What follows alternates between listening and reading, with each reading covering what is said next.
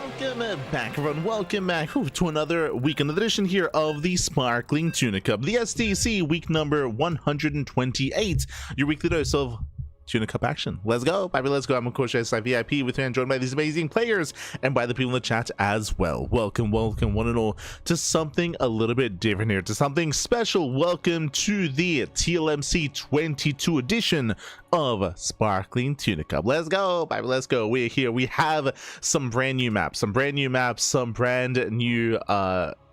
styles here going to be showcased, some brand new styles, some brand new maps. We'll be getting into it once we jump into our first series. Let us go. Spawning in the top right hand corner of Blackrock, we have the TLMC 22 Blackrock. We have the orange Terran player. We have the South Korean Terran representing Team Hyper 1. It is herO. He's cooked, Pappy is cooked. And spawning in the bottom left hand corner, we have the Teal Zerg player himself representing Hokagu T Team. It is ByuN. This is nuts, KSL. Un momento. And if you're in the chat, you know what time it is. It is Gamba time. Predictions are now open. Place your bets. Place your bets on who you think will claim the series. Best of luck in the chat as we delve into our TV, or as we jump into our TVZ, as we jump into our initial matchup of the broadcast. Let's go! Exclamation mark B in the chat if you guys want to have a look at the bracket yourselves. Again, the bracket is live, the bracket is stacked, and we do have a brand new fresh map pool. Let's go. Again, we have a completely fresh map pool. We have 9 fresh maps here, all from the TLMC 22. Bearing in mind that voting isn't open yet, voting will soon be open, and our goal here is to bring you as many games on these maps as possible to get as much data and as much information as possible before you go into voting. Before you vote for these maps, let's go. Meanwhile, welcome to Blackrock. Blackrock again is a bit of a larger map in the map pool, has an open natural, has relatively defendable main base, but more importantly, does have an open third expansion. We have a very open third base here on the right hand side, a relatively open third base here on the left hand side as well, but the rocks can be knocked down. We can knock down the black rocks, if you will, knock them down, wall this area off, and make this area more defendable. Likewise, there are also some tall grass. There's a lot of actually tall terrain here, kind of obscuring vision, obscuring kind of any kind of line of sight, and that can impact main pushes as well. Bear that in mind. Curious to see more games on Blackrock. Let's go. Did rate this map quite highly. Of course, it does have its own unique aesthetic here, the Warcraft 3 aesthetic, with all the orcs, of course, with all of the towers made as well. These are custom towers, as you can see. They've been hastily put together. We even have a lovely orc grunt scouting across the map. Let's go. Also, of course, a shout out to Monster Energy, a shout out to Monster, a shout out to Shopify as well, for, of course, not just for sponsoring the event, for allowing for the TLMC to occur, as we do have herO opening up with a 1 base all-in, double gas opener, double gas 111 out of herO. No expansion. He's gonna clan it up as he does hunt down the Overlord. Does hunt him down.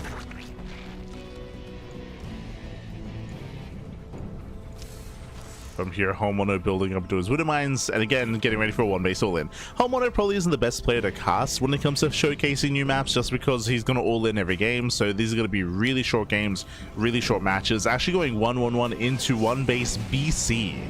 Oh boy.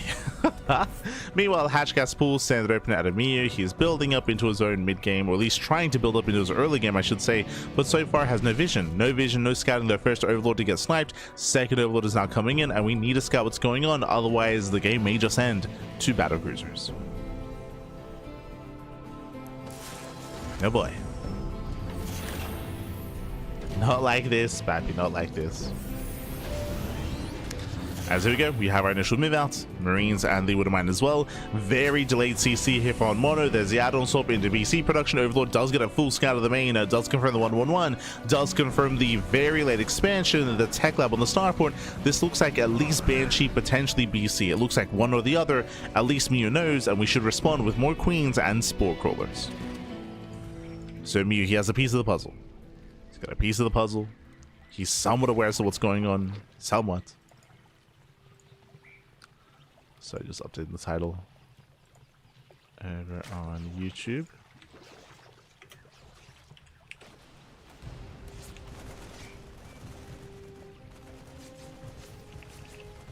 Okay, beautiful. Right, there we go. Just updating. Oh, as the queen does get shut down. Nice snipe. brings down a queen, losing only one marine, does pull away, and here comes said battle cruisers. And you said I see no spores. Yeah, no spores are being thrown down, minimal queen production as well. It looks like even though ByuN scouted what he needed to recognize something was wrong, he's not reacting to the scout, he's not reacting to the tech lab. He's not reacting. We only have how many? 6 queens. That is not enough. Yeah, 6 queens. That is not going to be enough here. Widowmine moves in. Can we get another queen? Ooh, queen gets low, and the BC should target it down. That's the high energy queen as well, which means no transfuse. Yeah, no transfuse. Queen goes down. There's 5 queens left. Down to 5. Down to 4. Soon to be 3, 2, then 0, and then, I mean, that's it. As I mentioned before, ByuN, he did scout. He should have recognized what he had seen, of course, to throw down some safety spores. 0 spores means every queen will go down. Every queen falls. Now, this does at least buy some time for the spores to finish up in the natural. As you can see here, spore is done in the natural. We also have a spore in the main, also on the way, but there's only 1 queen. Only 1 queen, and this overlord, sorry, this BC will just get free damage here. Sniping overlords, bases, drones, denied mining, and we're not done. We have another BC on the way. We have more battle cruisers on the way, and we have Yamato as well. Oh, he wants the queen. Remember, there's no chance to use. Oh no, the queen goes down. Oh, God. Brings out another queen, and another. That is 8 queens being killed. 8 queens have gone down. Did I say 8 queens? Getting up to 9. 9 queen kills. And that was all with 1 BC, by the way. And now we have 2. Now we have a second battle cruiser. Yamato's halfway done. Scans for some reason. I don't looking for a queen, I would imagine. Speaking of, Lair is done. Spire is on the way. That is an ambitious Spire. Very ambitious. As the high health BC could just chase. He could just dive in. Oh no, the queen. Yeah, queen goes down. Main base as well. Again, the Spire won't finish in time. Corruptors will not pop out. Back at home, Homeowner is just chilling, throwing down extra factories, going into a BC, sorry, going into a mech transition. Switching to mech. 3rd CC's on the way. Ooh, as the spore did fall. Ah, no, the mule. The double muta repair. Oh my god. And PC has to calm down. There's your repair. Helps up of the BC. Main base at full. Thankfully, the lair was here at the natural, not the main. So the lair is a little bit safer. But again, how many queens we have? 0. 0 queens. We have 3 corruptors in production. And the issue, of course, being that at this point, the end all be all is not BC. Like, Homeowner, he's on 2 base saturation, is switching into Battle Mech, into Cyclone production. These BCs are merely only the first phase. There's more to come. There's much more to come here. Catching out Overlords. Throwing down turrets to support. Oof. Catching out of the Corruptor. And again, ever since the first BC arrived, there's just been no answer here. There's been no a very slim chance, very slim hope for me. What can he do, Bobby? What can he do? Bleed out more queens. Yeah, we got more queens. We got more corruptors. Remember, behind this, we are switching into Battle Mech. And ByuN back at home doesn't really have much going on.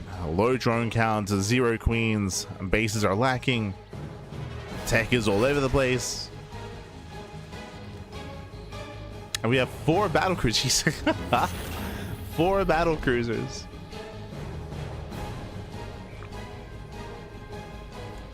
I mean, I'm hyping up the potential of battle mech, of course, but honestly, the BCs themselves, they might just end the game.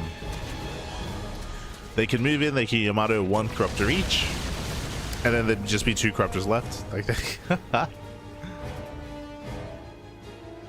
So battle cruisers, they will win head on. And we're actually throwing. Wait, nah, he drops into the main. No shot. He's gonna teleport. Yeah, he's gonna teleport across the map. Here they come. Oof. Yeah, here come the BCs. Pushing forward with more turrets. Ay, ay, ay. Not like this. Ah, no.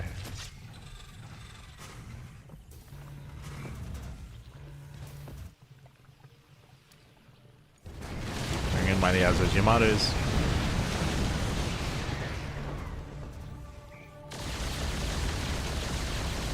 Speaking of, yep, there we go. 5 BCs, 5 Yamatos. Here they come. 1, 2. Mass repair. Jesus. That singular drop full of SCVs was brutal. Just even as repairs is insane.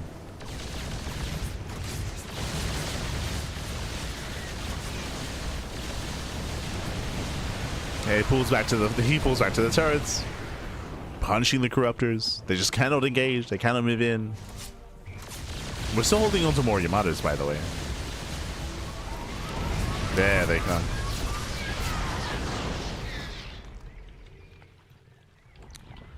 Down to 5.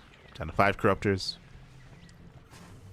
Back at home, Homon is just chilling, slowly incorporating his cyclones. I do think that he could have been more assertive earlier to deal more critical economic damage. It's been very lax with his BCs.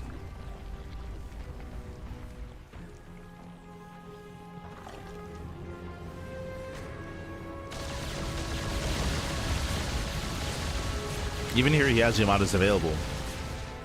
Let's have them if you wanted to.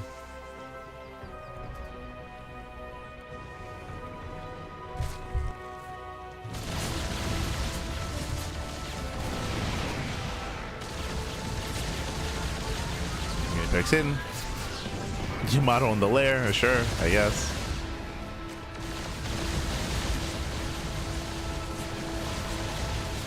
Oh my god, it does bring it down. It brings down the lair. Cannot commit in.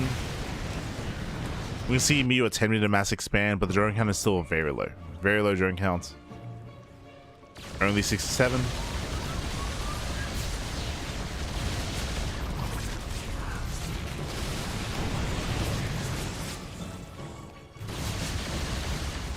It's one of those things where at this point there's no reason for me to try to engage with this. Like this is now no longer threatening expansion. We're better off like just backing off and securing some of our other bases, droning from here, saturating.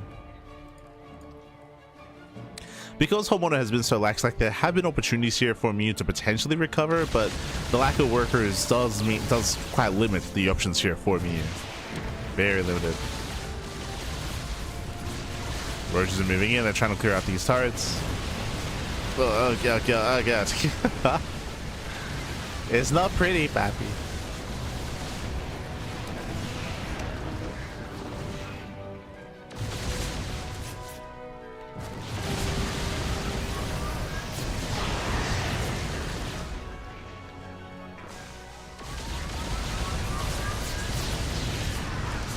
Oh, we're taking the expansion, sure. Hey, they get 1 BC. How much? How much did it take? So 1 BC went down for 14 corruptors and 22 queens. That's crazy. But he got 1 BC. Now he gets 2. Gets 1, 2, 3. Finally, all the BCs gonna be cleaned up. There we go. They teleport away. But here comes the battle mech. The Cyclowns, papi. They've arrived. Ah, no. There's no door, there's no escape.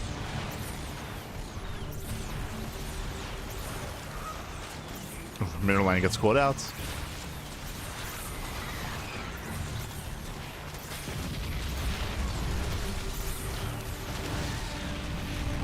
We get some okay pickles here, catching out a couple of cyclones at least.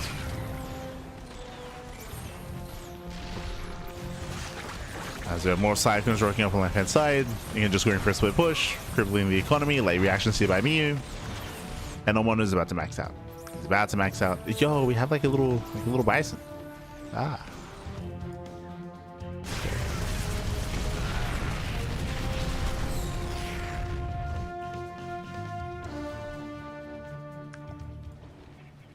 Omono is moving out. Additional cyclones on the way.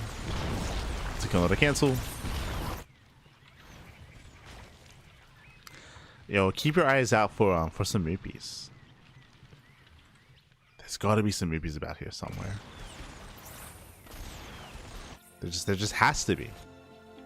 Oh, No, nothing over here. As gonna be, he's trying his best to hold on to maintain and to try to keep up with these armies, but the reality is just the numbers, right? The numbers are working in Homeowner's favor. Just with a stronger economy, with a higher base count, with a stronger start to the game, of course. And that has led into this. As BCs they push forward, GG gets called, and Homeowner takes game number 1. GG. Whew. GG will play it again. Winding it back, how did this game begin? Homeowner, he went for a double gas opener, double gas into a 1-1-1 on one base before the CC, so hyper aggression out of Homeowner going into one base BC. Meanwhile, we spoke about this, but Miu, he scouted. He went with the Overlord, he did scout to the main base, he did see the tech up on the starport, but he didn't react. So he had the information he needed, but he didn't quite react in the correct way. Upon seeing the tech up on the starport, he should know it's either going to be battle cruisers or banshees, one or the other. He did not see the fusion core, so he would know it's, again, basically should know that it's going to be some air-based aggression, air-based harassment. Despite that, no spores. No spores. Were only 5 queens, so very low queen count. No spores either. Minimal, if not just no reaction to the scouting there for Mio, and he got punished for it.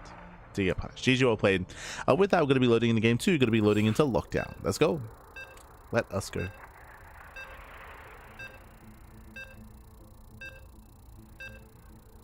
we go.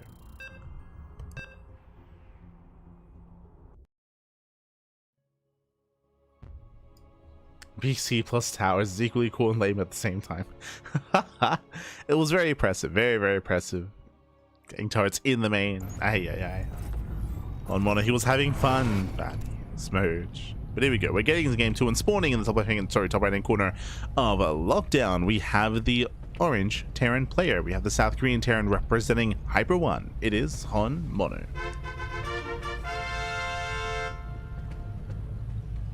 And spawning in the bottom left-hand corner. Bottom left-hand corner, we have his opponents. We have the Teal Zerg player. The Teal Zerg player himself, representing Hokkaido T-Team. It is Miu.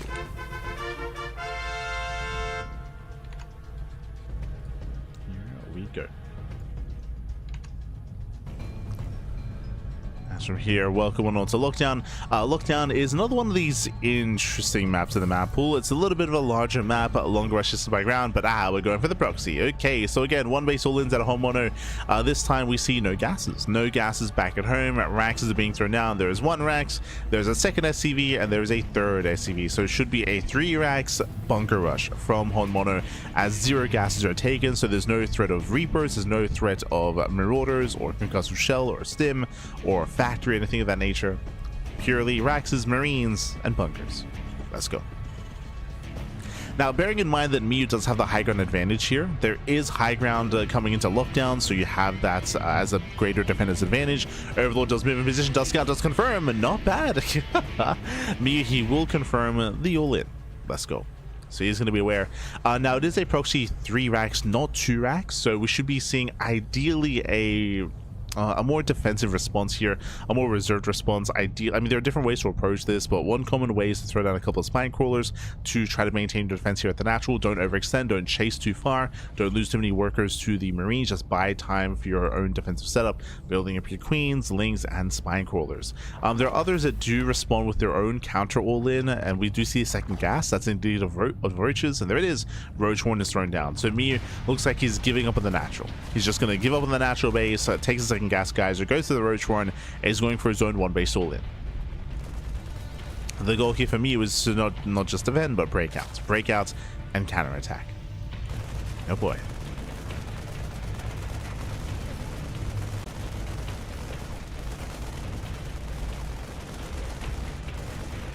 And we'll see if he can.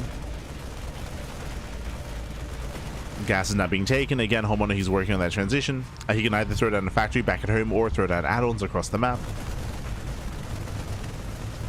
As again, the natural should fall.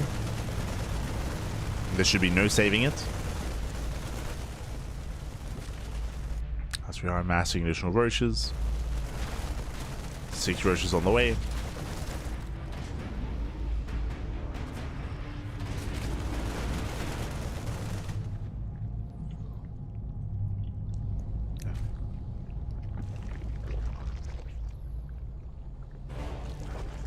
Going for a lair. Okay, interesting. With the lair, we can go for a Nidus. We can make Trouble Lords, I suppose. Meanwhile, we have one base Ghost. Okay. I was curious if he transitions into the factory, but no factory. Instead, Tech Labs into Ghost Academy into Proxy Ghost. Oh boy. Meanwhile, the natural is fallen. We're morphing in Ravagers, going to try to break out. Spine is in position. As the first bunker should fall. Down goes the first bunker. Getting ready for the next. Doesn't quite burst it down. That first ghost is on the way.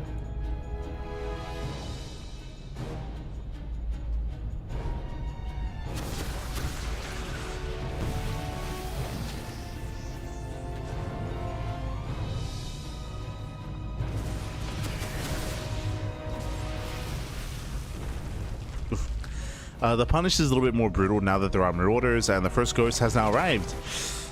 Me gonna be forced back, going for that Nidus all in. There's that Overlord moving forward. Scan reveals Nidus Worm. Homeowner, he knows.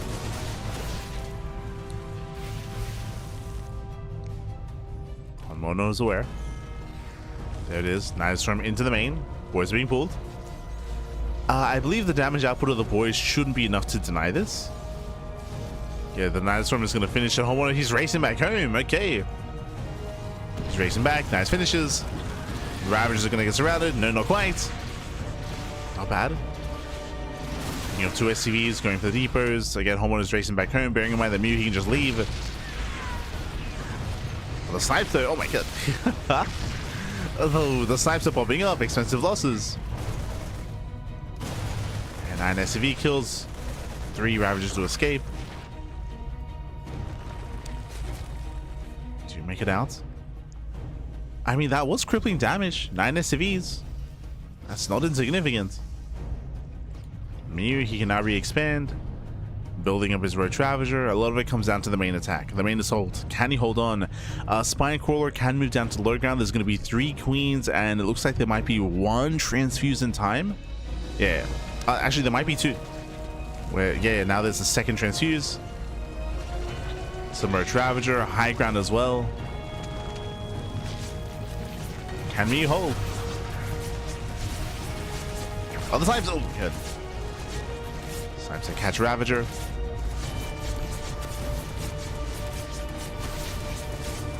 Speaking of, another snipe, another Ravager goes down. Jesus, the snipes are brutal, catching out 2 more queens. And 2 queens and 2 Ravagers. Another snipe goes up. Oh god, god. Yeah, the Ravagers are just being bullied. And looks like finally 1 ghost goes down, but what was that? 6 Ravagers? And 3 queens? Yeah, with that, the snipes are too good. The kiting is too good as well. Honmono, he breaks the main army, breaks into the natural. GG gets called, and Honmono, he will claim the series 2-0, advancing on to the next round. GG. Whew. GG, well played. Those snipes were brutal. Again, Ravagers getting shut down, Queens as well. There's a world where maybe Mew could have held on, but he did need that natural base. He needed Larva. Larva was necessary there to build up his link count, but alas, he was stuck with a handful of Ravagers that were just bullied back by those ghosts. GG. GG, well played. Again, it was a little bit shaky there. There was definitely a chance for Mew to recover in that game. Did some nice damage across the map, but again, that defense back at home was lacking. GG. GG, well played. With that, we are going to be catching up on our bracket. Let's go. Let's catch up on the bracket. Let's figure out where we are and where we are headed. Okay, we do have a massive bracket this week. We have our round of 32. Now, from the top here, we have Roselia. Roselia is up against Perceive in a TVT when it goes up against herO in the next round. We have Young Yakov. He's up against Art in a Protoss versus Zerg matchup in the round 16. We have Percival up against Lelix. Lelix took down his opponent in the first round as well. We have Nightmare versus I keep wanting to say Sardine. Serendipitous is up against Serendipitous in the round 16 as well. Ooh, Rebellion didn't show. It's a bit of a shame. It's a bit of a shame here. Rebellion did not show. Scrolling down, we have Hacker Assault versus Rake leading into Classic. We have Middle VK gets a walkover win leading into Strange. We then have Ailsub versus Luna. We have Homeowner versus Miyu as well leading into Shameless. ByuN, of course, weighing in the next round for the winner of Ailsub and Luna. Meanwhile, Middle VK already in the next round. He toured Strange. Yo, that's a big win. That's a big result there for Middle VK. Ay, ay, ay. That's a big win for Mindle. Very impressive. Very well done. I do typically range Strange quite highly. Strange, he's an animal. But for Mindle to bring him down is very impressive. Very impressive play there by Mindle. Otherwise, we're going to be going on a short break. When we come back, we will have Homeowner versus Shameless. The plan, the goal here is to follow Homeowner into Shameless and then ideally follow that into ByuN. ByuN, he may be waiting in the next round. Looks like the first round matches are still underway though. Still underway.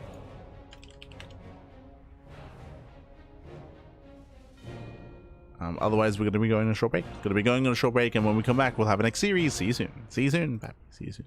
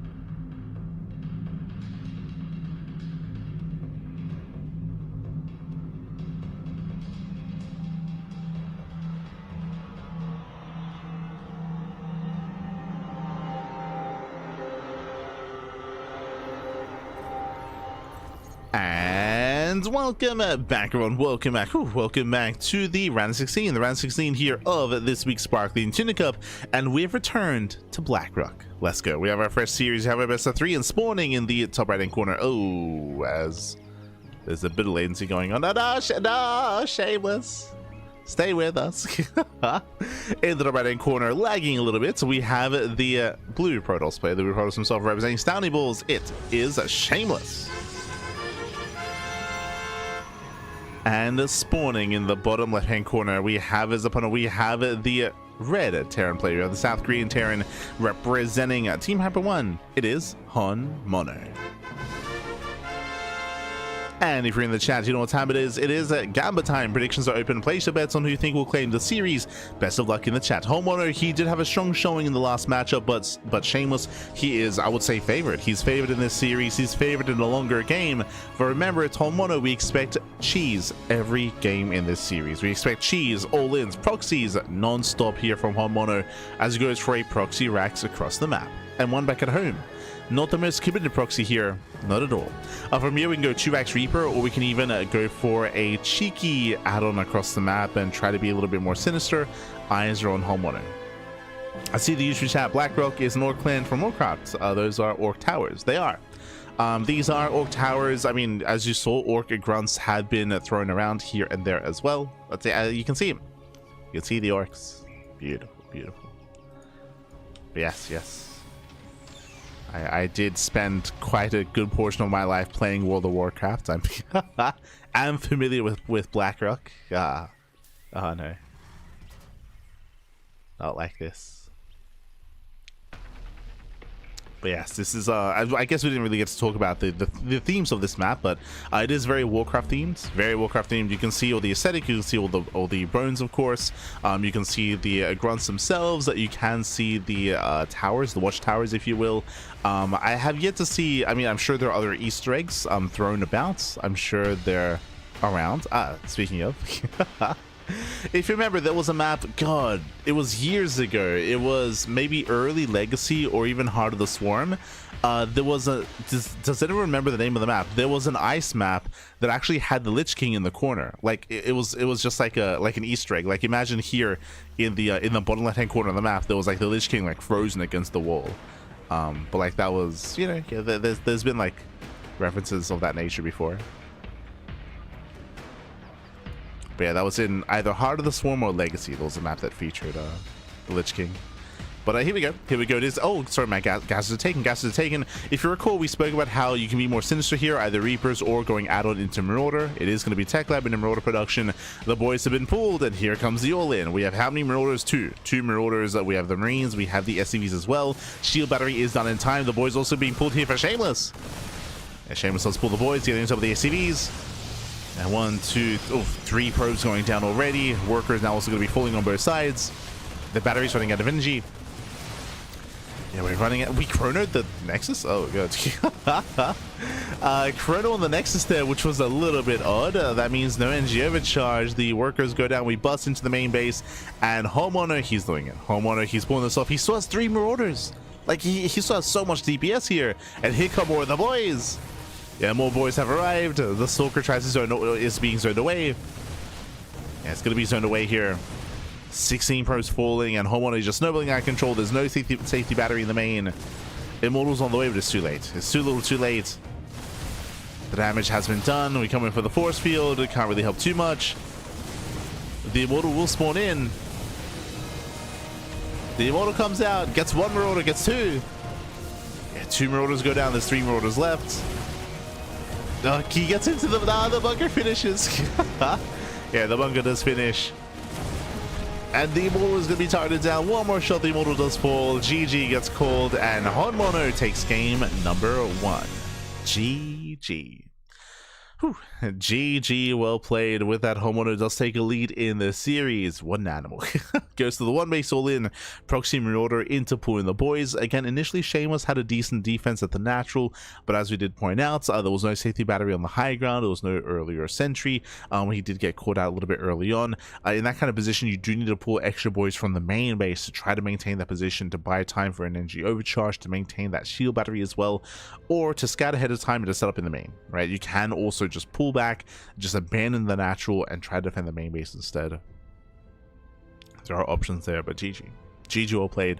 With that, Homeowner takes the lead in the series, and we'll see if the series ends here and now. It's gonna be a fast one here. Regardless, even if we go to the ace match, it's gonna be a fast series. Let's go. Meanwhile, do we have any other updates in the brackets? Quickly double checking here. It looks like almost the entirety of the first round has concluded. Okay, almost the entirety. There's still Roselia versus Perceive left. They're still ongoing. And ByuN versus Iosop is currently mid-series as well. They're popping up. They are mid-series. Does overcharge still exist? It does, but it is not a shield battery overcharge. It is the energy overcharge instead. The way that it works is that instead you're able to regenerate the energy on the battery to keep it going. I mean, it isn't exclusive to the battery. It's also used on High Templar, on Sentries, on any energy-based units, Phoenixes, Oracles. Do have the energy overcharge. That is a relatively new addition. I say relatively new. It's been like a year. Yeah, around a year, maybe a little bit more since we've had the NG overcharge. It was early 2025 that was implemented.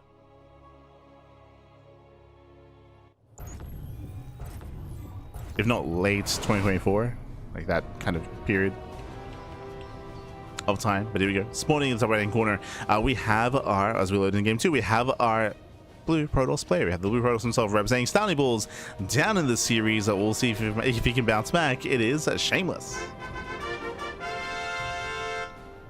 And spawning in the bottom hand corner, we have his opponent. We have the South Korean Terran player, the Orange Terran, representing Team Hyper 1. He is the cheesiest Terran player in all of South Korea, arguably the cheesiest Terran player in the entire world. It is herO. Let's go. Let us go. So we are going to be opening up the initial racks back at home, and welcome to Wave Breaker. Wave Breaker is another very interesting map in the map pool. Has a very open and accessible natural base, but has a very long rush distance. To help with the long rush distance across the map, there are speed zones. We do have some speed zones here through the center. Likewise, we have some side blockers, some steam vents, some rocks as well. We have a relatively open third expansion on the right and on the left hand side as well. But the terrain is very interesting and very awkward. Specifically, I'm referring to the points of elevation. We have a very direct path into the natural, that is true, but outside of that, we have a lot of rocks. We have a lot of kind of like quirky pathways as well. I had a really hard time judging this map when it came to the TLMC judging process, but we're not gonna delve into it because here come the proxies. So far it looks like the same build. Gases are on the way. Are we going proxy Marauder again? We are. Same build. No, he's stuck. No, he's stuck. That should not have happened. The SEV. He's trapped on the other side. To be fair, that was herO. herO did trap him there. He could have waited a little bit before starting up that tech lab, but the SCV can't leave. Not like this. Oh no. Ideally, he would have wanted to have scouted, to have scouted with the SCV and potentially starting up the bunker as well.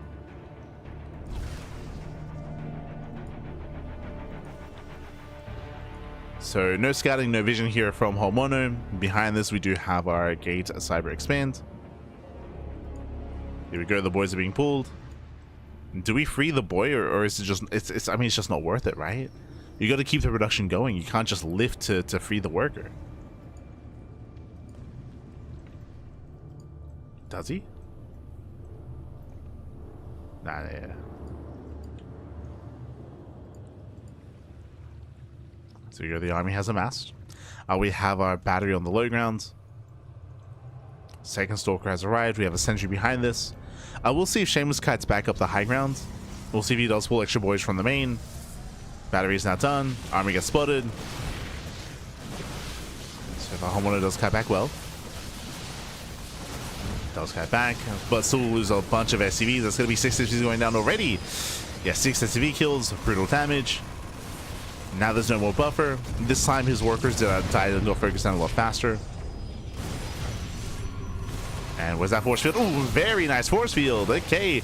And again, much more patient play this time from Shameless. Last time he fought so hard for his natural. This time he just pulls away. He just pulls away and abandons his natural defense here in the main. Has the high ground advantage. Force fields the ramp. We have a backup battery in the mineral line, which did not exist last time.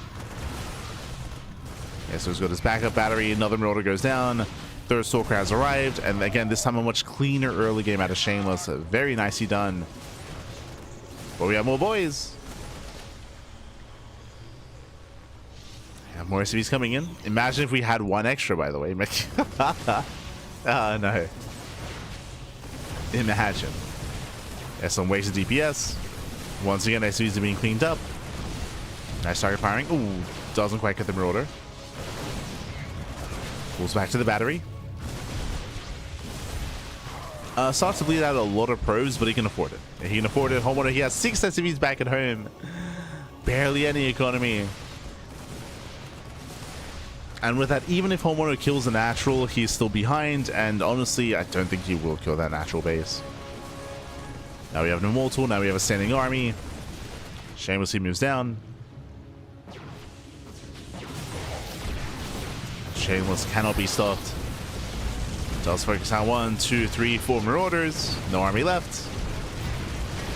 GG gets called. GG gets called, and Shameless, he will tie the series 1-1. We are going to the ace match. GG. Whew. GG, well played. A bold move out of herO to go for the same build. Same build 2 games in a row. And again, this time Shameless had a much cleaner reaction. This time he was able to get on top of the SCVs a lot faster and reset the SCV count. Likewise, he was more than willing and much more accepting of just abandoning the low ground and pulling back onto the high ground instead, force fielding the ramp, getting a second battery in the main base mineral line to also support the army. And of course, that allowed him to buy enough time for the immortal production for the robot to get fully up and running. GG, well played. With that, we're going all the way to the ace match. We're going to game number 3 here, and we'll see how this story ends. Oh boy. We shall see, as game 3 is going to be on at Eternity's Edge. We expect more cheese and more aggression, but we'll see if herO has something else up his sleeve. So far, it's been the same build 2 games in a row. We expect something different here in game 3. Technically, you can mind game, and you know, you can maybe as herO's opponent, in your mind you might be thinking like, oh, there's no shot he does the same build 3 games in a row, right? It's like, let's be greedy this time, and then you get punished. But herO has a reputation. He does have a reputation at this point, so opponents and players, they should be playing safe against him. Should be.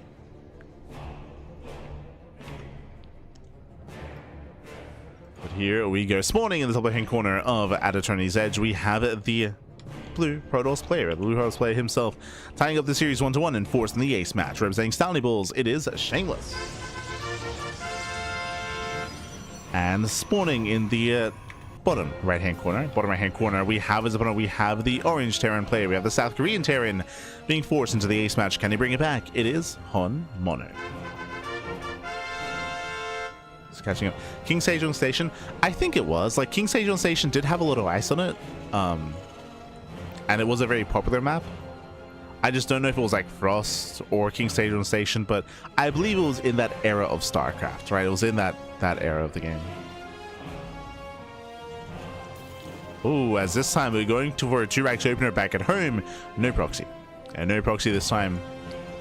Oh, now I believe that this should lead into a 3rd and 4th racks, into a 1 base 4 racks all in. Yep, there's the 3rd racks, no gases. So we're expecting a 4th racks into Mass Marine, and you pull the boys. Just Mass Marine, pull the boys. This is a build that herO does like to mix in, and you can see the vision here. Shameless sees nothing. Shameless, he is denied entry into the main base, which is suspicious, but it is not uncommon to fully wall this area up and just expand and get a CC behind this on the high ground, or get a factory follow-up, another racks follow-up. Shameless is in the dark, but he knows that it's herO, so he knows that there's a high chance it's an all-in. Meanwhile, we can see again 4 racks Mass Marine into pulling the boys. Bearing in mind, there's no stim, right? There's no gas and no stim, no combat shields. There's no further tech. There's no further finesse when it comes to the army. Just pure vanilla Marine and SCVs. Just man with gun and the boys. That's all you need.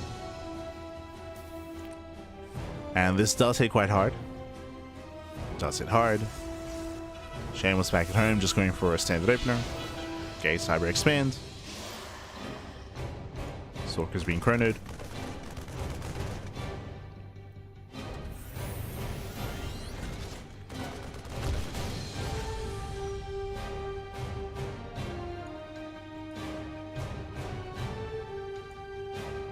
Yeah. Okay. As herO, he does rally across, takes over the Zonaga Tower. And here come the boys. The boys are on the way. Let's go. Again, it's all or nothing. We have how many Marines? We have 10. It's going to be 14 Marines. 14 Marines. All the boys back at home. We do have 2 batteries on the way on the low ground.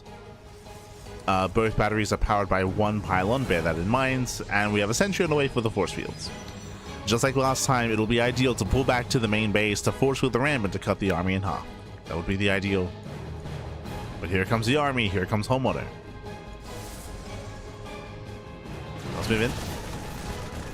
It does move in. SCVs are coming in with us around. So far, it does kite away. We do have some intentional target firing here on the Marines. Peeking off at the 2 Marines so far. 3. And nice focus firing. 3 Marines go down, but the sentry's on the low ground. Wait, what? Ooh, sentries down on the low ground. The stalkers are getting caught out, and Shameless, he cannot get away. Yeah, he's trapped. He cannot get away. If you remember, we were expecting him to kite into the main, but he kited behind the natural. He cornered himself. Yeah, Shameless, he got cornered. The army's coming in. Shameless, he's in trouble. Yeah, he's in a lot of trouble here. Does pull the boys. There's one stalker left. It's going to be focused down. Down goes the stalker. And that's game. That's game then and there. Again, Shameless, he chose the kite back behind his mineral line. He boxed himself in. He boxed himself in, lost everything in the process. And with that, herO, he has done it. There's 8 SC or 8 probes left. I say that herO, he is trying to depower the main. And there's that one stalker. Okay, is there a chance? Is there a world? Second stalker's on the way. Okay. herO does have the high ground. Bunker's almost done. The bunker will finish. Yeah, the bunker will complete. It does cover the ramp. Third stalker's being warped in. herO does race back home to mine. Okay. There is that battery. Can Shameless stabilize? Gets a Marine. Nice pickup. Shameless saw Sniper Marine. This game should have been over, but no. Shameless, he's able to preserve some probes. Preserve his stalkers. The battery putting in a little work. The bunker's going to go down. Oh no! Late reaction. Yeah, late reaction from Shameless, but thankfully he does have 2 more batteries on the low ground. And Shameless, he survives. He cleans this up. He's got 13 probes. He's got 13 workers. He has 2 next line. That's what's important here. He has 2 ways to make workers. 2 nexus. herO on 1 CC, and there's nothing here. Like, there's gases now, but there's no add-on. There's no stim. No combat shields. No natural base. herO, he was so close. He was so close to killing. Ah, no. But he was a little bit indecisive with how he was spending his DPS, right? Like he was trying to kill the pylon, the gateway, like it was a little bit all over the place. It wasn't very focused. All the Marines go down. Again, here comes a 3 stalker counterattack.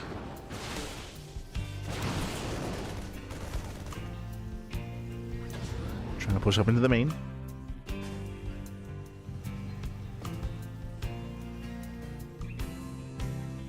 Change his name to herO and the boys. True, true. Every game, Bappy. The boys are a big part of it. They're a big part of it.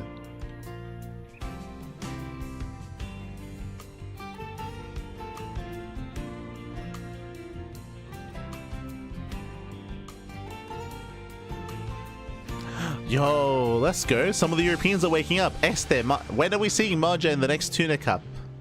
We gotta wake up in the morning, Papi. Wake up early. Moja.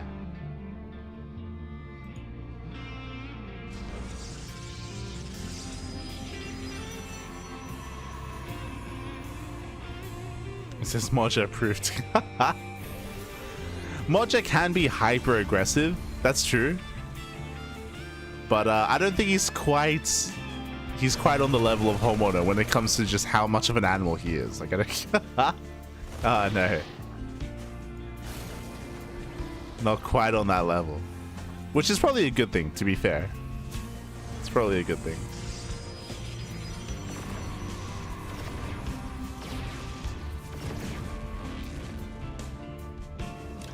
Tuna Cup is way too early. What time is it in Europe? Hold on. Germany time.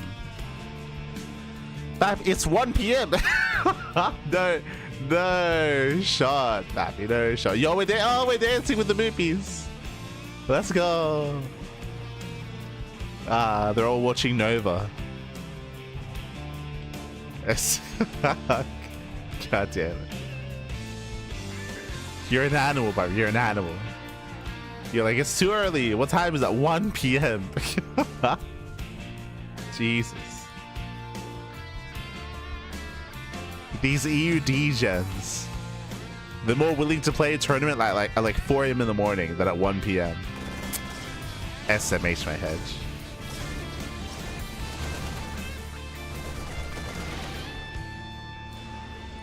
not like this.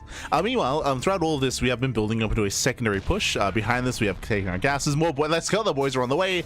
Going into our own 3-1-1 setup with Banshees and with tanks. There's a lot more firepower here this time. 3 tanks. We got 3 tanks and a Banshee back at home. Speaking of firepower, we have Immortals. We have 2 Immortals here in the Prism. We have 3 batteries here at the ramp or at the natural. And we'll see if Shameless can make a stand. Gotta be careful. Cannot lose that Prism. Shields are triggered. Tanks a siege. Oof. Okay, tank shot goes up. One of the Immortals getting very low. So you can see Homeowner leapfrogging forward. There is no charge. Here come the boys. The probes are coming. Here the probes are being pulled in. The Immortals are getting low. Nice target firing. Ooh, 1 Immortal goes down. There's 2 Immortals left. Down to 2. Yeah, down to 2, soon to be down to 1. More reinforcements on the way. And Homeowner, he breaks through the Immortals. Oh my god, he breaks through. Every Stalker goes down. And Homeowner, he's doing it. Just what? Who needs to expand? Just commit. Just commit, Pappy. Commit to the second all in. And just keep going. Ay, ay, ay. Job coming in from behind. Does snipe 1. Does snipe 1 tank. 1 tank goes down. We have 1 tank left. With good enough control, there's a world where Shameless can maybe snipe that final tank. But there's 3 Banshees. We got 3 Banshees back. We can't keep getting away with this.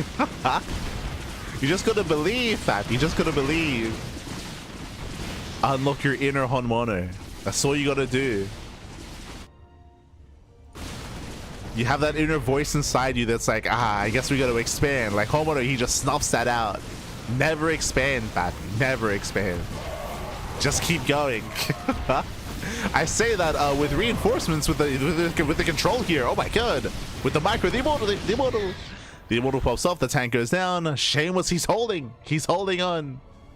1 base versus 1 base. Again, the micro, the control.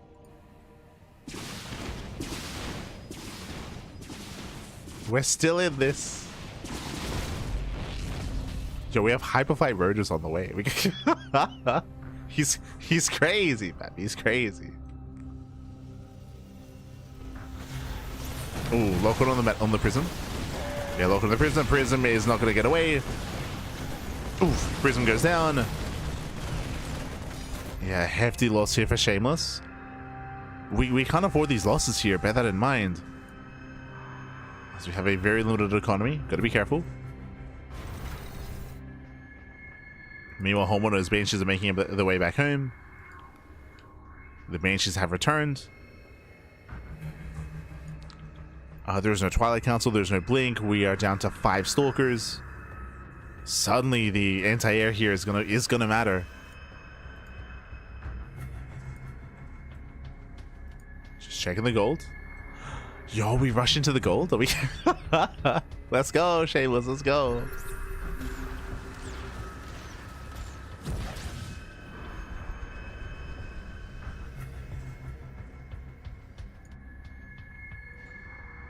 This might kill him, by the way. Shameless, he has the money. Yeah, he goes to the expand. That's 400 minerals being spent on a Nexus. Here comes Homeowner. Here comes the 3rd wave. Gets a sentry. Ooh, gets a Stalker. It takes down a free sentry, a free Stalker as well. There's a recall back home. We're down to 6 Stalkers. Oh. And she's almost caught out. Gotta be careful. And they do peel off. And they veer off into the main. Shameless, remember his recall's on cooldown. And he gets in. Wow, he gets into the mineral line. Sentry goes down, 2 probes as well. Nice flyby. Uh-oh. Oh, there's no dead space. Yeah, not enough dead space here behind the main. Oof. Gets punished by the map. Punished by the map. 1 Banshee goes down. Does he? No shot. Does he scout? Yeah, he's hugging left hand side. He scouts. He sees. It does find the Nexus. Banshee making its way over.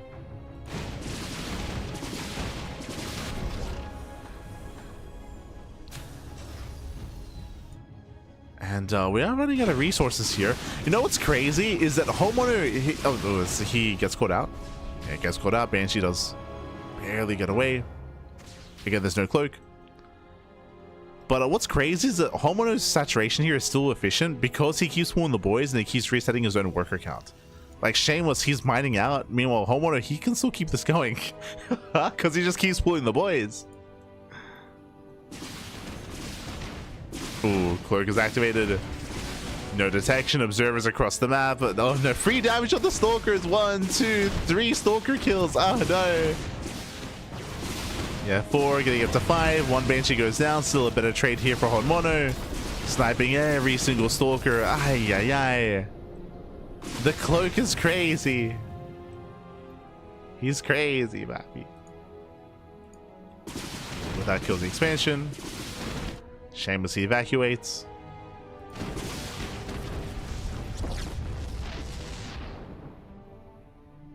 The invisible flying machine. Ah. And here comes wave number 4. Here comes the 4th big push, the 4th all-in. Still in 1 base, by the way. And what's crazy is that as we finally start to mine through this, homeowner, he can just lift and land. He can just lift and land and take another base. He's fine. Why make a second command center where you can just lift up the first? Just float it over. True. Let's keep it going. Keep it going. He commits in. Kills another stalker. There's not enough anti-air. There's not enough anti-air. There's 1, 2 stalkers left. Down to 0. 0 stalkers remaining. Marines, they power their way through. Massive damage here on the Immortals. There's 1 Phoenix. But the Terran army reigns supreme. Once again, breaks through the main army, and this time he can end the game. This time he can just keep pushing. He will not be stopped. Homeowner breaks in. Cleans up all the zealots. GG gets called. Well played, and Honmono will claim the series 2-1, advancing on to the quarterfinals. GG. GG, well played. That was a 16-minute game, and it was just 1 base. 1 base for 60 minutes. Crazy, baby, crazy. Non-stop all-ins at a Honmono, and every single time he was crippling Shameless. He was barely not able to kill until the very end. Of course, the Banshees, they reigned supreme. The goal base was found, was shut down, was punished, and of course the Banshees did snowball out of control as well. GG. GG, well played. Hyper aggression here by Honmono. It all came down to the first defense, of course, where Shameless did not maintain the ramp, did not defend his main. Here in the ace match, he did decide to kite back behind his natural. He got caught with the sentry, with the stalkers. Everything was boxed in, everything got shut down, and then GG. Then GG, well played. With that, well, let's catch up on the rest of the bracket. Let's figure out what the hell's going on. Where are we? Let's go. Let us go. Exclamation mark, be in the chat to have a look back yourselves, as we already have our next series. Oh my god. We have our next series. We have our next matchup. We have the first round concluding. It does already conclude. Round of 32 has wrapped up, and now we're getting into the round 16, as it's also already almost concluded here. Percival takes down Lelix 2-0. 2-0 to advance on to the quarterfinals. Nightmare takes down Serendipnus. Classic takes down Rake 2-1. Oh, went all the way to the ace match. Midovk takes down Strange. ByuN takes down Iosop, and of course Homeowner takes down Shameless. We still have herO versus Perceive and Young Yako versus Art currently ongoing. They're currently ongoing, currently mid-series. Meanwhile, we are going to be following Homeowner into ByuN in that quarterfinals match. Let's go. So we have our quarterfinals. We have Homeowner versus ByuN, Classic versus Midovk, and Percival versus Nightmare. So most likely we'll be following ByuN versus Homeowner into the lower semifinals. The upper semis might be a little bit delayed, but we'll get there. We will get there. Just catching up. Quarterfinals, Homeowner versus ByuN. Beautiful.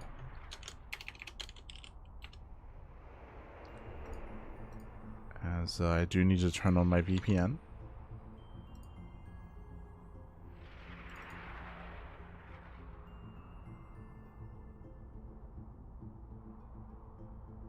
Just resetting the score. Beautiful.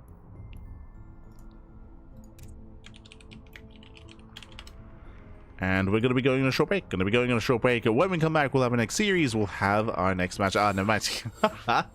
No break. Vetoes are done. Vetoes are done. We're jumping into game one. Jumping into our fresh series.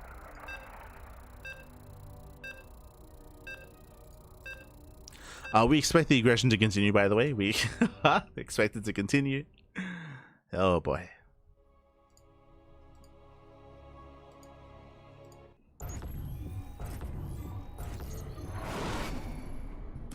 And spawning in the bottom right hand corner of At Eternity's Edge, we have the South Korean Terran player. We have the blue Terran representing Shopify. It is ByuN. And spawning in the top left hand corner, we have his opponents. We have the red Terran player. The red Terran player himself. We have the South Korean Terran. No longer is he cooked. Now he is Goon Mono. God damn it.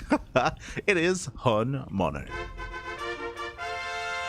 A man of many names, a man of many talents, and if you're in the chat, you know what time it is. It is Gamba time. Predictions are open. Place your bets on who you think will claim the series. Best of luck in the chat. Aye.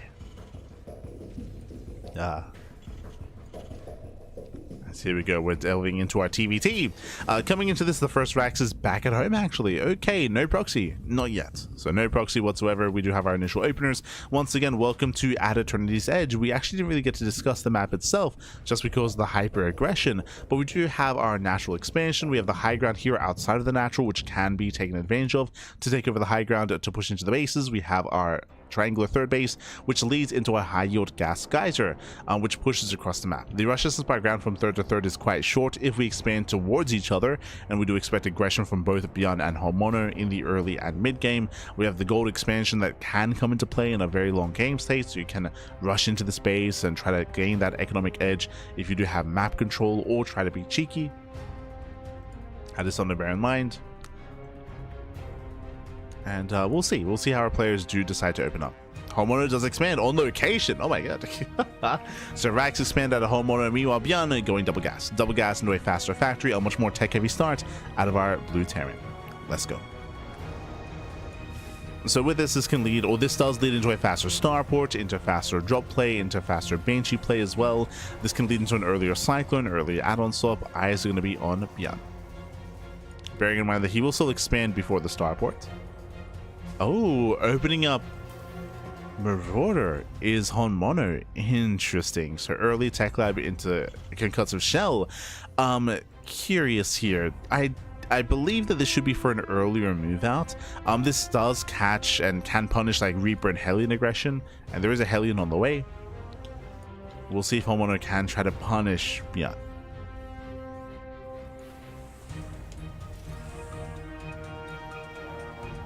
And I'm curious to see if this leads into a second and third Rax. Not even. Leads into a factory. Marauders are shocking around. We're going to be opening up Reacted Reaper Hellion. Ooh, this is a very aggressive build here from ByuN. The goal is to build up to 3 Reapers and 2 Hellions, and then to move out across the map. The goal here is to get economic damage, to rush past the army, bust into the mineral line, but there are going to be defensive Marauders here to help deal with this army. Comes down to the positioning, comes down to the control.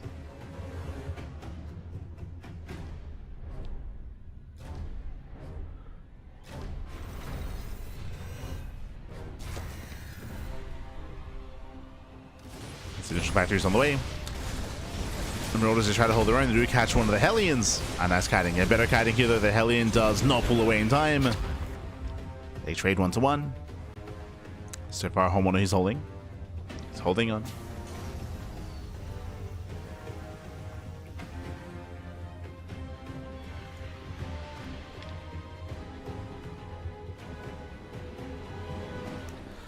So he says, is this one of the new maps? Every map featured tonight should be one of the new maps. Or is going to be one of the new maps. As we have a full TLMC 22 map pool. There are no current ladder maps in the map pool for this tournament. Purely TLMC.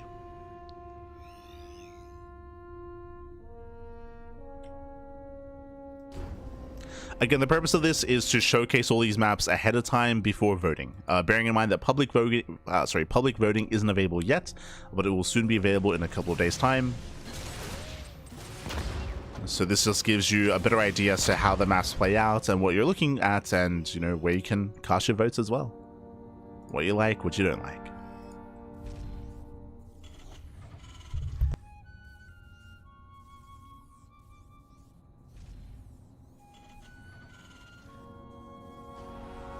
And again, there's still a lot, many more maps to really delve into. Many more maps. We have yet to experience any of the 4-player maps. I'm sure we'll get there eventually. Depending on the matchups. True.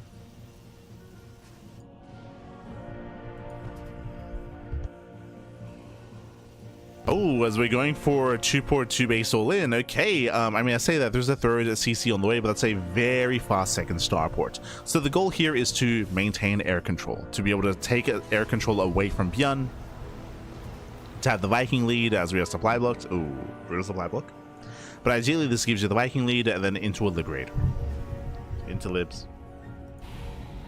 ByuN back at home. It did go for his own Raven start. So Reaper Hellion into Raven tank. ByuN also claiming his own third. And on the one hand, ByuN, his goal is to push forward and to pull off his disables to make use of the Ravens. Meanwhile, it's going to be on herO to zone the Ravens away and to potentially even catch them out before they do cast any spells. Remember, herO, he will have the Viking advantage. We'll have that Viking lead. Here come the Liberators. As we mentioned, the goal here is to initially take control of the skies with Mass Viking and then take over the ground with Mass Liberator. Here's the goal. herO moves out. ByuN does spot this. And how does ByuN react? Do we push or do we defend? The answer is defend. Pulls away.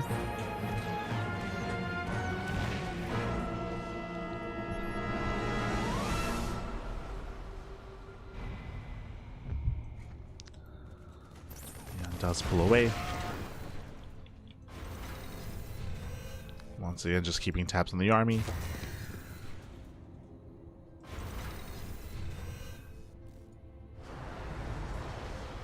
Despite herO's reputation, we are building up into the mid game here. It was a bit of a cheeky start, but outside of that, now we're macroing up. It's macro mono, papi. True. Hon macro. He's a rare sight. We rarely get to see him, but he's there. He's still alive. Senor Hon Macro. Somewhere in there.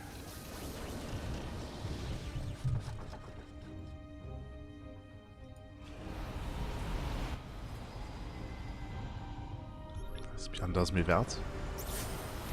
Again, bearing in mind that ByuN, he does have the Viking deficit. First Raven goes down, second Raven as well. Does snipe both. Does get 2 disables. Yeah, not good enough there. Yeah, not good enough. herO, he does defend. It does hold the line. Picking more Vikings. So far, herO, he's holding. Vikings are shocking around.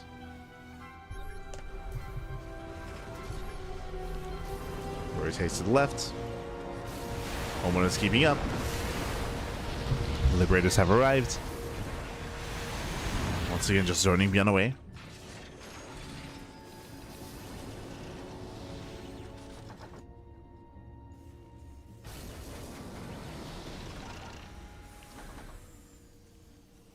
Zoning him back. ByuN once again rotates, he gets spotted. herO, he's late to rotate. Yeah, herO is out of position. ByuN does siege first. Sims in, and takes down the first tank. It takes down the Liberator as well. Gets 1, 2 Liberators, and ooh, herO is being broken. Yeah, he's being broken here and now. Vikings force to land. Oh my god, massive tank shots. GG gets called, and ByuN takes game number 1. Whew. GG. GG, well played. Again, herO for the most part, he was holding on, he was keeping up, he was defending up until that final rotation. We saw that final rotation where ByuN, he came in behind the army, was able to sneak up towards the natural base. herO, he was late to unsiege, late to reposition, late to react and respond to ByuN. And with that, GG. GG, well played. With that, the game did end, and ByuN takes the lead. Again, TVT is very positional based, and we saw the herO, he was not able to keep up. That leads us into game 2. Let's go. Where are we dropping?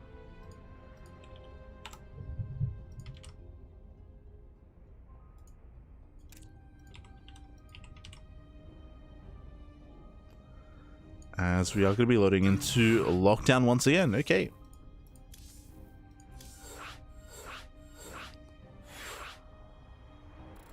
Loading into lockdown.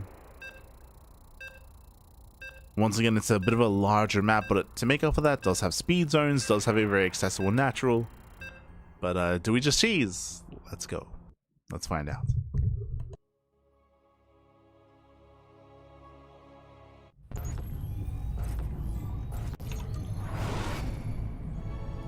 As spawning in the bottom left-hand corner of lockdown, we have the South Korean Terran player, we have the blue Terran representing Shopify. It is ByuN. And spawning in the top right-hand corner, we have his opponents. We have the teal Terran player, himself, representing Team Hyper 1. It is herO. Let us go again. Last game we did see a more macro mid-game approach out of herO, going into a very heavy Viking count, a very heavy Viking tank count, but it was unable to keep up with the movements of ByuN. ByuN did catch herO out of position, and in one swift move was able to end the game then and there. So a very decisive play there from ByuN. We'll see if he can do it again. Likewise, we'll see if herO can keep up.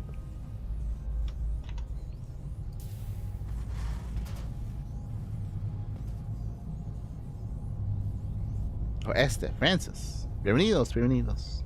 Good evening, good evening. If you're saying evening, I'm assuming you're from Oceania? Whether it's Australia or New Zealand. Bienvenidos. It's been an intense weekend. Intense weekend of StarCraft. And what better way to end the weekend with some tune-up, Abby? True, true. With some new maps, more importantly. Oh, the new maps. But once again, welcome to lockdown. So when it comes to lockdown itself, it does have a unique expansion pattern here, as we are going for a ranks expand here out of herO. Once again, going into the tech lab, once again into early Marauder production. Same build 2 games in a row out of herO. Interesting. Assuming, yep, there we go. Into Marauder, into Concussive Shell.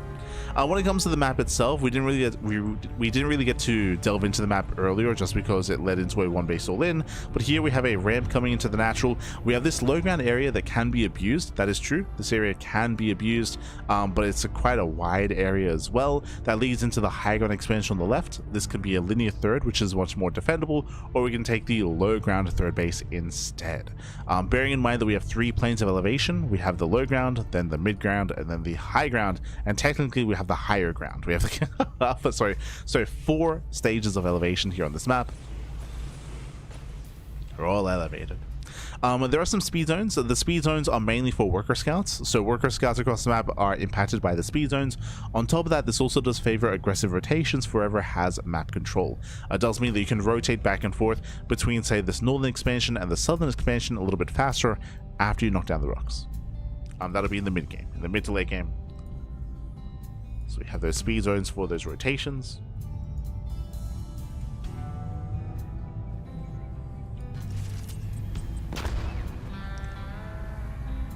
As herO, he does start to move out, he gets spotted. He gets spotted early on. This time we do see that ByuN does not commit anywhere near as hard into Reaper Hellion. Just the 2 Reapers into Marine Cyclone. So much more standard setup here from our blue Terran.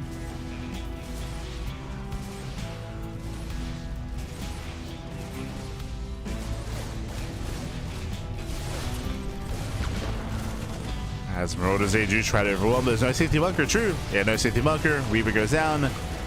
Does pick up a couple of Marines as well, but ByuN will hold. Yeah, ByuN, he does hold on. Once again, thanks to the ramp. Does help hold. Homeowner still rallying. Oh, but now there's a Cyclone. The lock-on. Yeah, lock-on is brutal. Catching out one of the Marauders. The high ground advantage is pretty good. Oh no! He face checks. He checks with the face, but he still punishes. Yeah, heavy losses here for Homeowner. Homeowner bleeding out to 4 Marauders.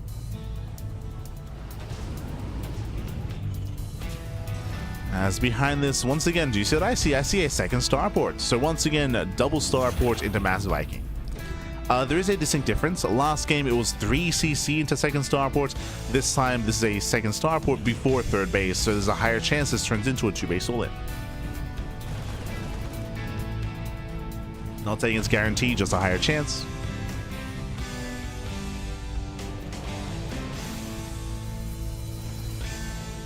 ByuN is being proactive.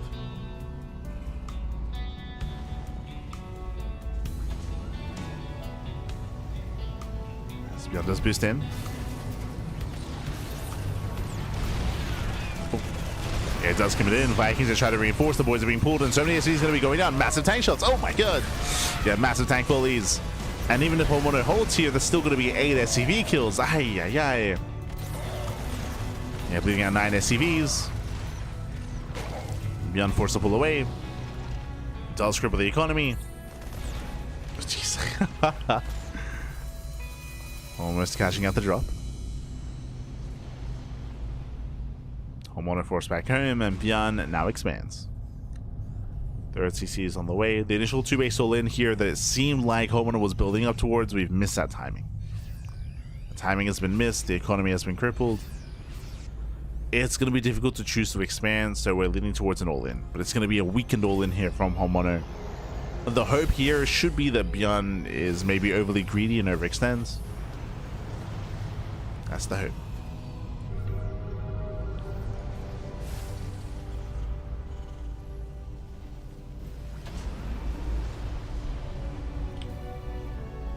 So here comes Homeowner.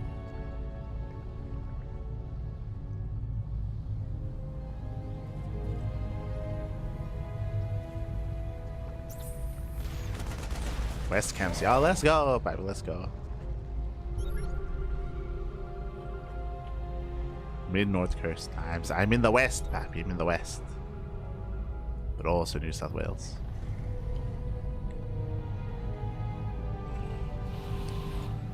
As Homeowner doesn't quite find a way in. Again, it's mainly a Viking-heavy army into Liberators. Homeowner now attempts to expand.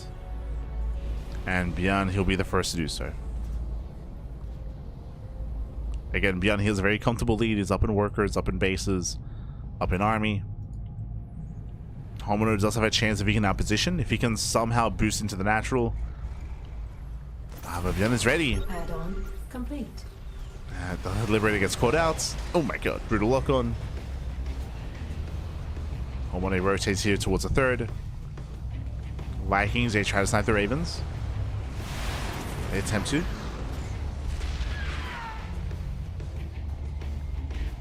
ByuN's own Ravens, they get away. They pull back.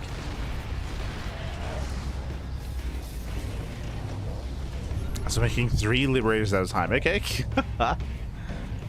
Homeowner doing what he can.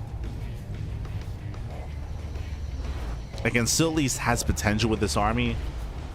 But the goal is to outposition ByuN, to get behind into the mineral line, or to catch out a couple of stray units. And it has not happened yet.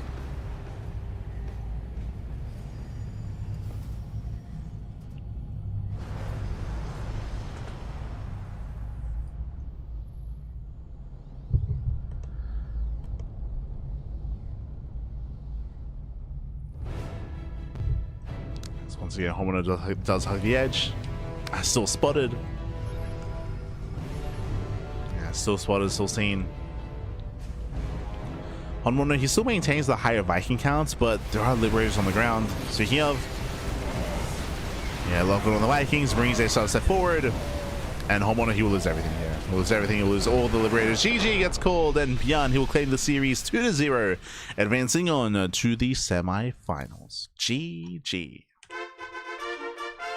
GG, well played. Again, a cheeky move here by Homeowner to commit into a 2-port 2-base all-in early on, but before we could really get his Vikings going, we saw that ByuN, he was the first to push out. The first to gain map control, moved out across the map, hit the natural, cripple the economy, and we saw the Homeowner never recovered from losing that economy.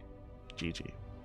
GG, well played, congratulations. With that, ByuN does advance on, and we already have an opponent ready and waiting. Ay, ay, ay. We have a classic. He took down MinVK earlier in the tournament, and he was waiting for the winner of this series. It's going to be Classic versus ByuN in the lower semis. Crazy, baby, crazy.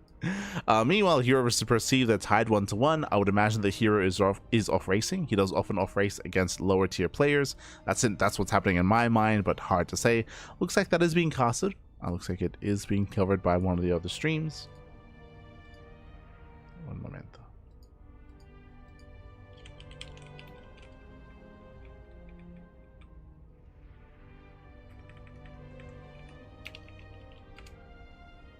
Un momento.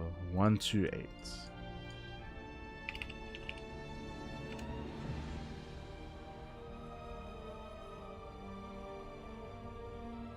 Oh, herO streaming his POV. Ah, I see. Is he streaming on Chijik or Soup? Streaming on Soup. For now, we are going to be going on a short break, but if you want to tune into herO's POV of this stream, he is streaming over on the Soup platform. He's playing Protoss, at least in the Ace match. Playing Protoss.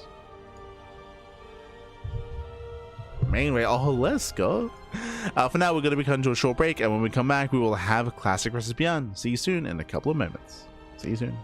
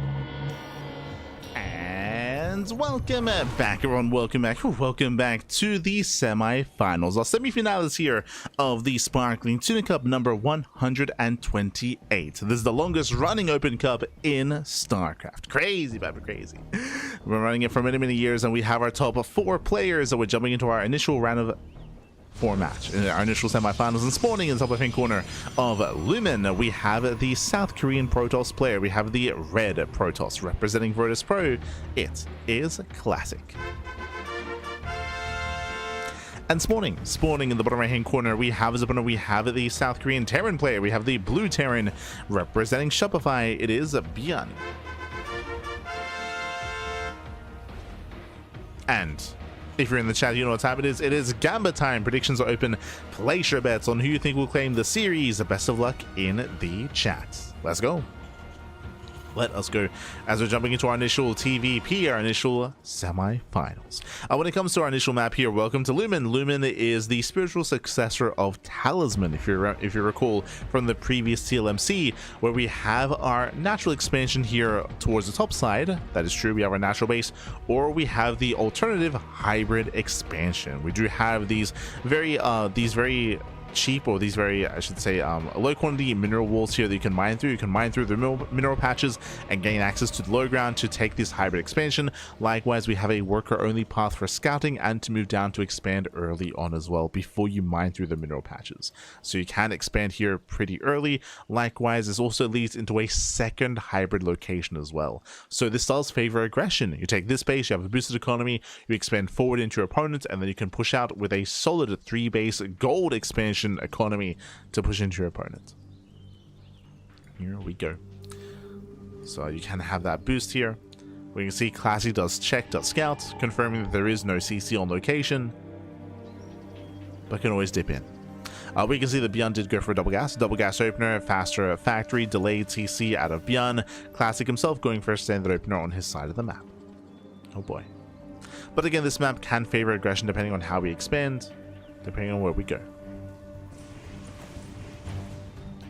ByuN likewise also confirms that there is no hybrid expansion taken. Just double checking. There's that CC on the high ground based on this location, based on the rally. Yep, it looks like he's going for that hybrid gold.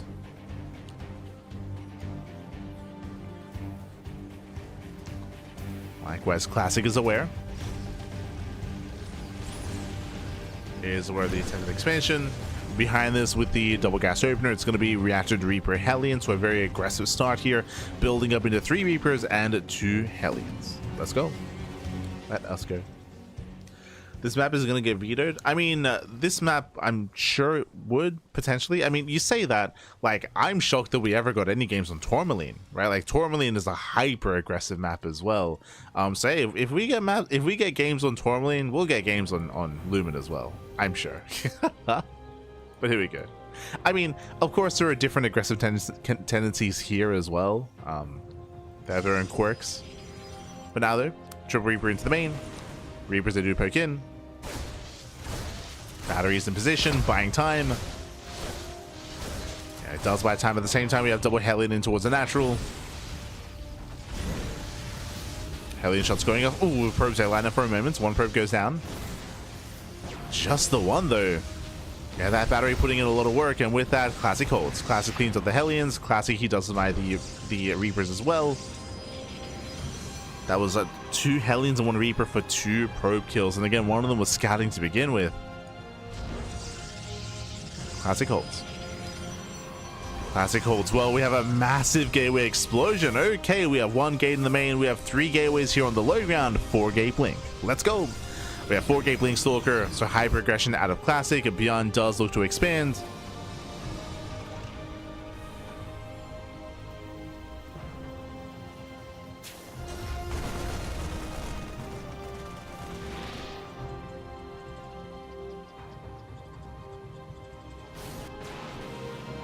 And the Reapers, I believe ByuN does get eyes on the gateways. Yep, does confirm all 3 gateways here on the low ground. Pokes in, catching out the probe. Does get 1 probe, does confirm the 4 gate blink. ByuN knows. ByuN is aware. And we'll see what kind of angle Classic goes for here. Do we push in towards the natural? Do we push in towards, or do we push in towards the main? Or towards the natural? Classic pushing over towards that natural expansion. Warping in 4 Stalkers at a time. ByuN, he's ready here at the forward hybrid expansion here. He's out of position, or doesn't see the army. Like, he's not aware. He's not aware of the rotation. Stalkers, they push towards the right-hand side. Out of range of the tank.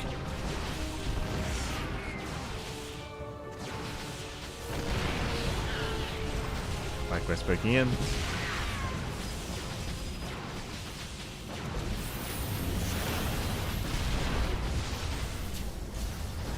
Dalspoken does catch out 2 depots.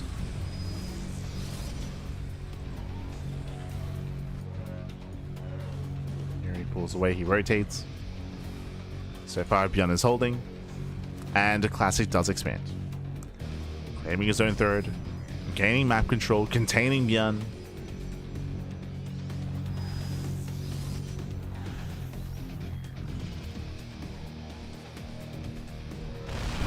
Oh, does have in. Gets a tank. Gets one. Does he get the other? Looks like he does. Yeah, 2 tanks go down. Not bad. It does take in 2 tanks. Likewise, gets on top of the ramp. Gets on top of the mid, on top of the production, I should say. Yeah, ByuN is too far back, losing more add-ons, and this is getting out of hand. It's getting out of hand here. Again, it was just a really awkward SimCity setup out of ByuN. It's something you have to get used to here as you build up into, as you get more experience with the map itself. But again, the main base was very, very messy, considering he was spread between his own natural and main. Against 4 Gaplink, I mean. Against 4 Gaplink Stalker. Like, this entire area was vulnerable. So jump in.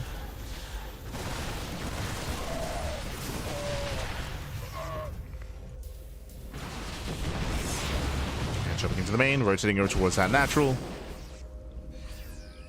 Here we're pretty well fortified, but bearing in mind we're dealing more damage, catching out depots, catching out add-ons, picking up some SCVs, and behind this expanding, freely expanding, claiming another base. Classic now building up into his own splash damage. Bay is on the way.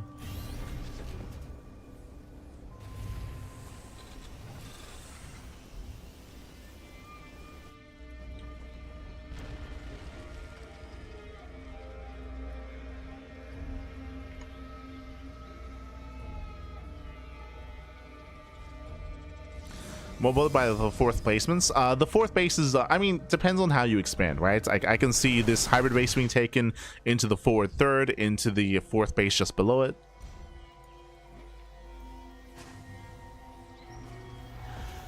Now I feel like this 4th base makes sense. Oh. If you expand on the top side, different story, for sure. If you... If you take this high ground expansion base instead, the natural, if you will.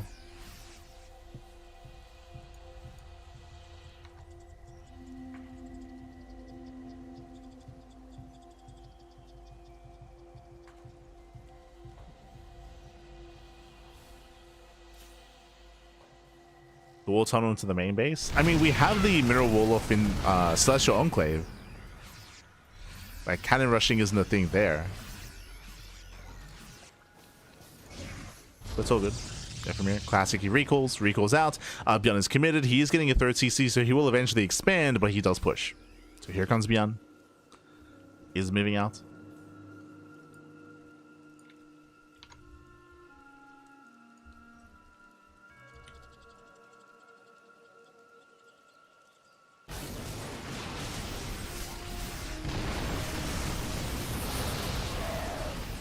Does commit, catching out the Zealots, not bad. Charge is not yet done. Distracting Classic, dropping into the natural, not bad. So we're lucky. We're lucky. Ah. Was distracted. But now we can lock in. Again, Classic did an amazing job when it came to containing ByuN, but finally he breaks out. Bearing in mind as well that because this is a hybrid expansion, even though this space is being taken much later for ByuN, it will have a boosted economy to allow him to, you know, gather back in, to build back into that mid game, to catch back up, I should say.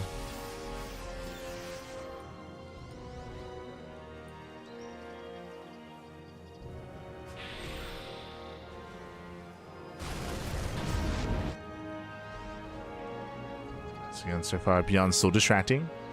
Keeping Classic busy. I'm distracting the entire army, to be fair. I mean, the entire army does turn back around. There is a very, very direct path here towards that forward base, though. Bear that in mind.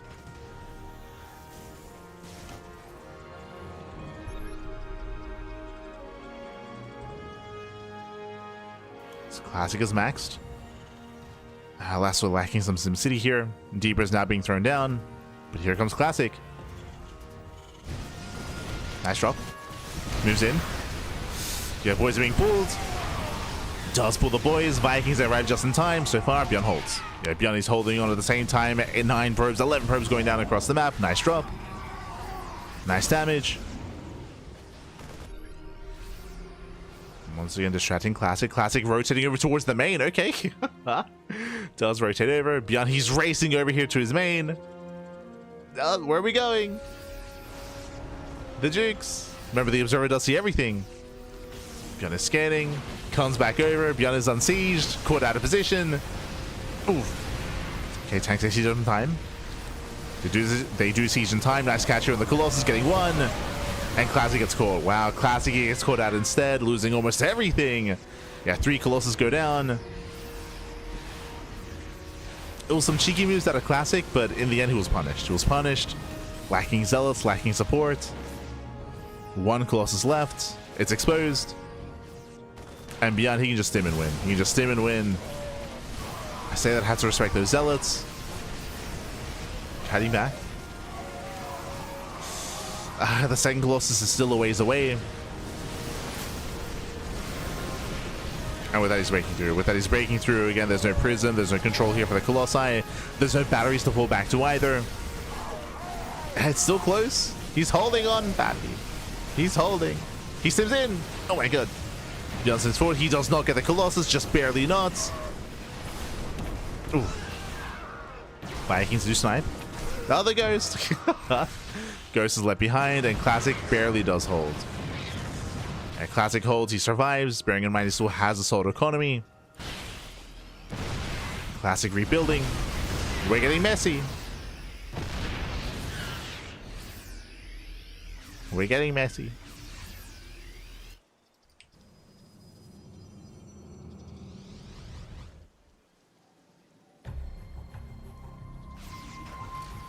Like to look at this map? Yeah, I do as well. I don't think there were any valid criticisms brought up in the chat yet, but I mean, that's the purpose of showcasing these maps, of course, is to raise awareness for any kind of potential issues. I do believe there's going to be a period of time where maps can be adjusted if something becomes like abusable. If, like, say for example, we find like an abusable Liberator spot, or if something else, like when it comes to, like, I don't know, like say even cannon rush positions behind a mineral land or something, that can be adjusted. Nice little run by, gets into the main. Yeah, busts into the main base. Big distraction.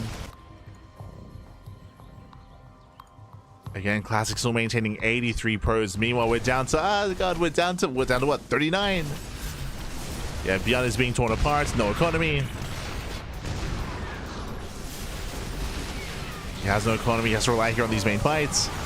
Ghosts are exposed. Some expensive losses there for ByuN. Leading out, what, 2 Ghosts?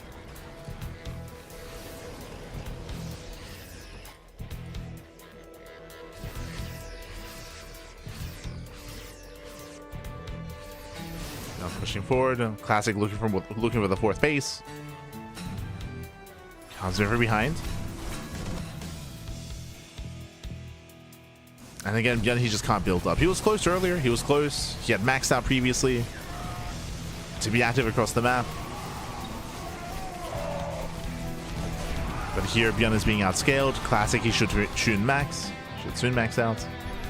Getting up to 4 Colossus. He's almost there. Casito.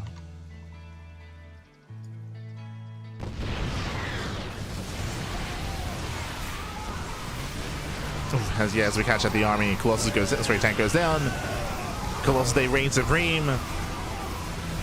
There's so many Colossi. The laser spam. Yay. And GG gets called. GG gets called. ByuN just doesn't have anything left here, and Classic will take a lead in the series 1-0. GG. GG well played. Catching up. ByuN now starting 2-2 at 13 minutes. I mean, if you missed out on the start of the game there, again, ByuN, he was contained on the low base count and had a really hard time maintaining his economy. Again, due to that low economy, he had later upgrades, smaller army as well, couldn't quite keep up. It was quite close though. When it came to his initial breakout, ByuN was ahead. He was up in army supply, up in momentum as well. He was able to break out, catch all the Colossus, but I feel like he had to end the game then and there. Like that was ByuN's moment to end the game, and he just barely didn't have enough. In the end, he ran out of steam. Classic bought enough time. Classic maintained his bases, and as it was settled, ByuN was down on 39 SCVs against the 70 plus workers of Classic. So ByuN was pretty all in. He was pretty all in. Failed to get across the map, failed to do critical damage. GG. GG well played. As we load into game number 2, going to be loading into At Eternity's Edge. Let's go. Let us go. We've seen this map quite often actually so far. I think we've had it once in each series. Let's go. As spawning in the bottom right hand corner of At Eternity's Edge, we have the South Korean Protoss player. We have the red Protoss representing Virtus Pro, leading the series 1-0. It is Classic. And spawning in the top left hand corner, we have as opponent, we have the South Korean Terran player, the blue Terran representing Shopify. It is ByuN. Here we go. Welcome to one of the larger maps of the map pool. Larger map, plenty of expansions, longer rush distance by ground, opposed to the previous map, which is much more aggressive, much more assertive. We do have the gold base here towards the bottom left hand corner of the map. We have high yield gas geysers in the center as well, and the rush distance by ground can be short depending on how we expand. We'll see. We'll see. We're expecting a more aggressive kind of assertive position here for ByuN. We'll see how Classy does approach this, whether he expands away or towards his opponent. Let's go. For now, double gas opener out of ByuN. Last game we saw reacted Reaper Hellion. We might see that again here in game 2. That's ByuN once again going for the faster gas.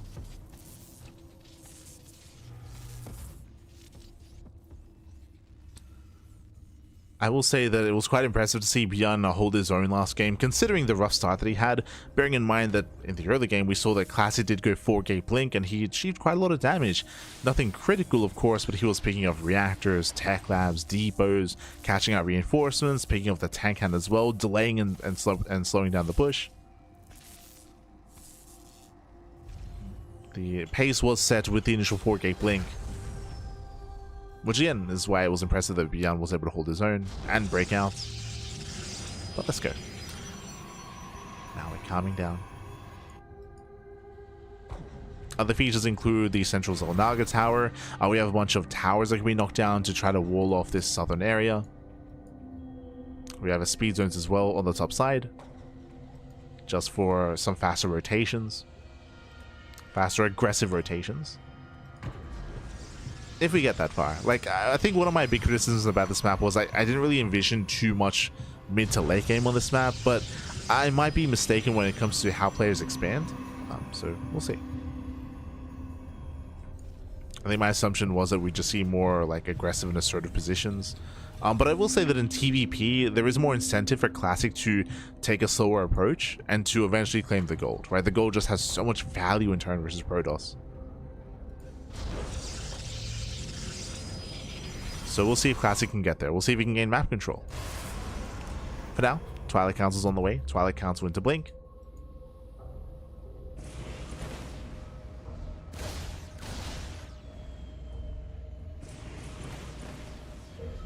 Okay, the temptations of the gold are there. True, true.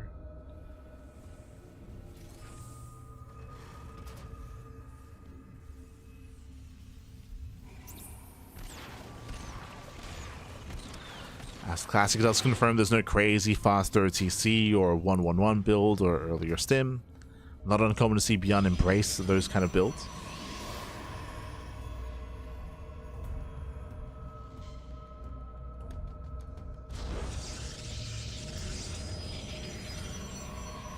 The map's name sounds like a movie title for How to Train Your Dragon. The map title reminds me of at the World's End, right?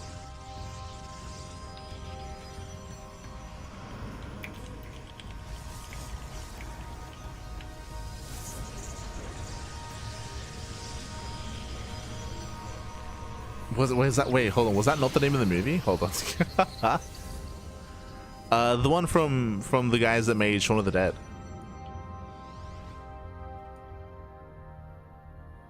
Sure, cool. There's no bar referencing it though. True, true.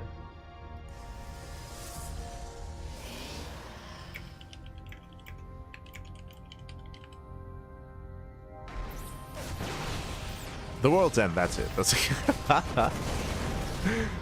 Jesus. It's been a while, baby. It's been a while. Meanwhile, here we go. ByuN, he does go for his earlier push. Moving on with this tank. Sorry, I was a little bit distracted. Pushing in towards the natural. The Immortal is almost out. And if we can pop out, can we get on top of the tank? Can he get on top? Ooh, does depower. Oh my god! Less than a second away. Less than a second away. Does barely get depowered. The boys are being pulled. The tank will fall. But the punish is real. There's one Stalker left. Down to one. Stalker barely does get away. And Classic holds. Classic barely holding on here. Leading out 5 workers. Behind this, we're getting to our eBay +1, building up into our upgrades. But this was a costly hold here. Again, 10 probe kills for Classic. Not bad. Again, this would have been a much cleaner hold if that robot was powered, right? If we could actually pop out that Immortal, would have been a much cleaner hold. And with that early economic damage here, ByuN, not bad. ByuN in a decent position. From here, Stim is on the way into extra Raxes.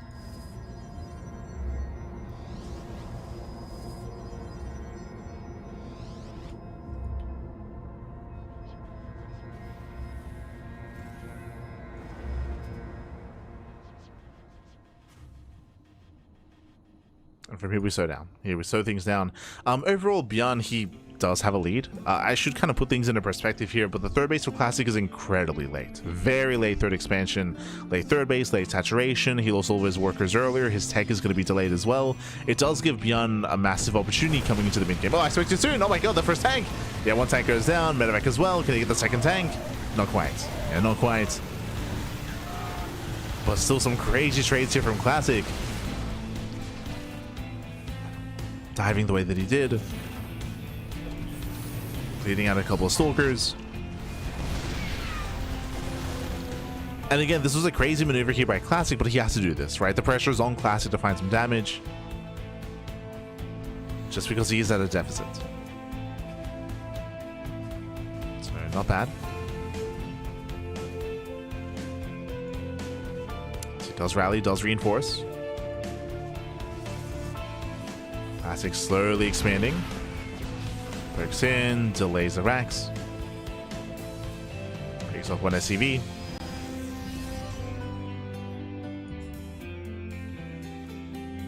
Rotating into the main. Doesn't get in.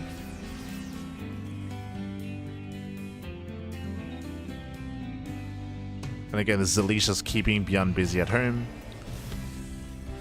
Deterring any kind of drop play. He wants that tank. He jumps in. Oof, doesn't quite get it. Tank does on siege. Stalkers, they move in forward. They do snipe the tank. Massive pickup. Tank and a Viking. And combat shields.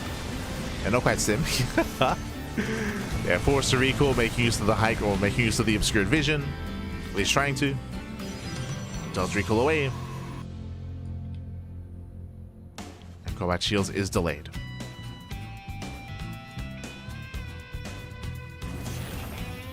Delay.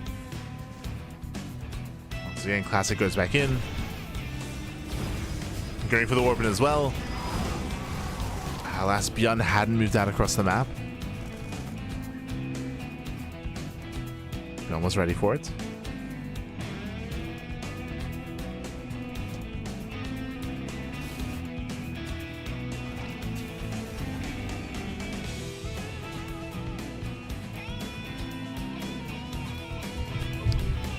that, ByuN does claim his third. Now again, these were some nice little moves here by Classic to catch some tanks, to catch some Marines, to catch the medevac.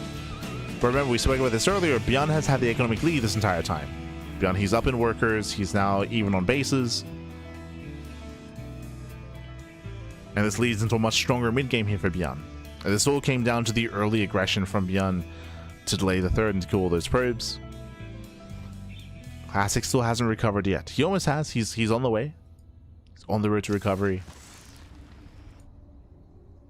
And you can see the Classic again. He's working towards that gold expansion.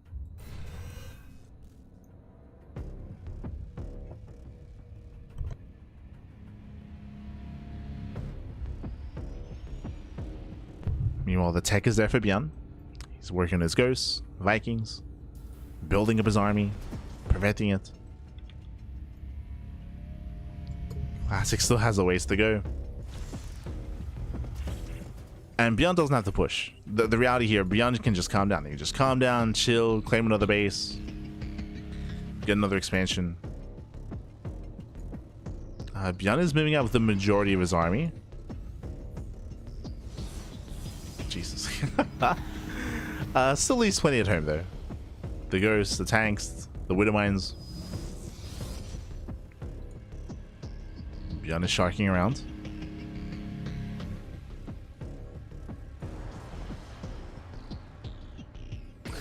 Oof, mine shots going up.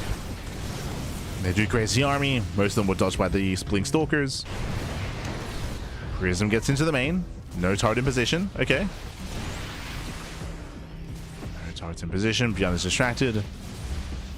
But no major damage. Yeah, no major damage being dealt here. War Prism recalls. And ByuN's about to max. Both players are. They're about to max out, skull base is on the way. Now, if this skull base can get saturated, then Classic will have a boosted economy and he can start to take a lead. But at the moment, Classic is lacking a bank, and he's late to max out. So ByuN still has the advantage.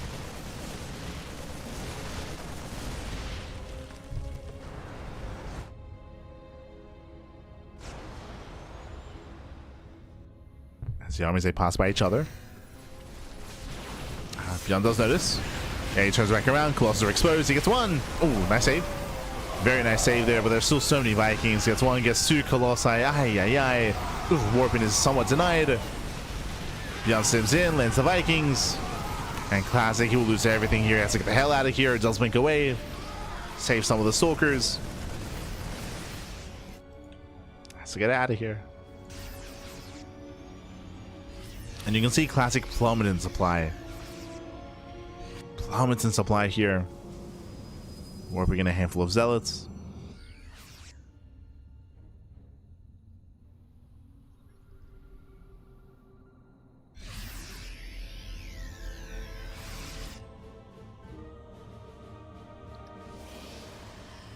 Classic, he still can't quite afford a second robo.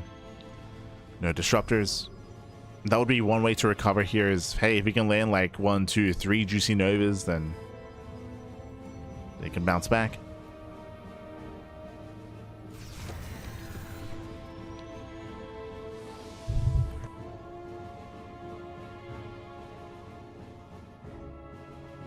ByuN rotates. ByuN is now up to 7 Vikings against 2 Colossus. First Colossus will go down. Assuming the shots go off. There we go. He takes the first Colossus. He stems in. Again, there's barely any buffer. Not enough charge slots. Second Colossus goes down. And ByuN is done. ByuN, he has done it. We're going to the ace match, going all the way to game 3. GG gets called, and ByuN, he will force that ace match. GG. Whew, and GG, well played. Again, winding it back, ByuN, he took a massive lead early on, and Classic never made up for it. He never did quite make up for it. He had a couple of nice moments here and there, catching out some tanks, catching out a medevac. There were some nice moments, but that wasn't enough to make up for the deficit. Again, winding it all the way back, ByuN, he was able to cripple the economy, deal some critical economic damage, and contain Classic on 2 bases with the early tank drop. He didn't kill Classic, but he did maim him. Did cripple him. And with that, we're going all the way to the ace match, going to game 3. Let's go. We'll see how the story ends as we load into Verdant Temple for the first time tonight. Okay, I'm ready. I am ready for it here. We did bring up King Sage on Station earlier in the broadcast, and this is meant to be a bit of an homage to King Sage on Station when it comes to the map layouts. Oh boy. We'll get into it.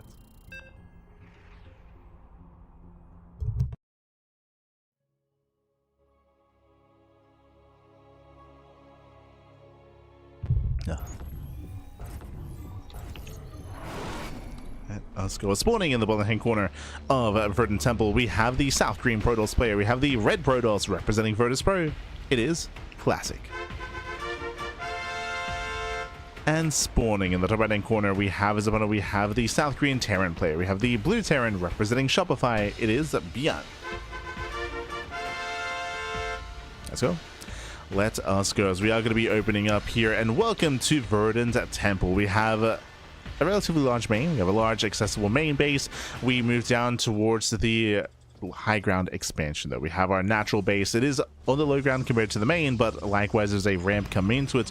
3 points of elevation, 3 planes of elevation here with the low ground, the mid ground, and the high ground. So a very secure natural expansion. There is a secondary wall leading into it, but it is double layered. We have some regular debris, and we have some expiring Zerg debris as well as an alternate path in towards the main. Because it's double layered, this often will not come into play except for the mid game. In the mid game, this can open up and allow for a secondary attack path, or we can even choose to expand back here as well.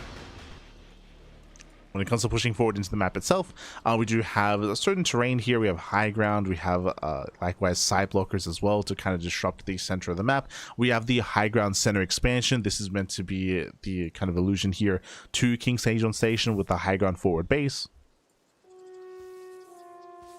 But I believe the rush distance overall is shorter on this map compared to Sage on Station.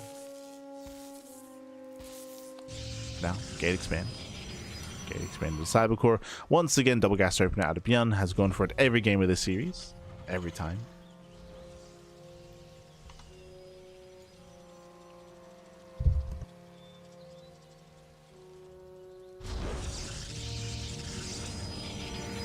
Sorry, just catching up in the chat. Oh, sorry, catching up in the brackets, and looks like we have our upper semifinals ready for us as well. Oh boy. A full Korean semis.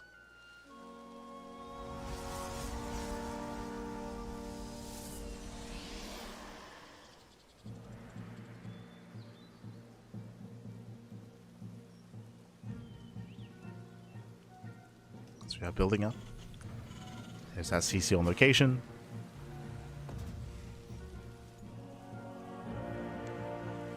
See if we open up with additional Reapers. I do feel like Reaper paths are quite limited on this map, so I'm not in love with the idea, and it is going to be Reactive Reaper Hellion. Oof. Again, I do feel like the initial 2-base setup is quite secure on this map.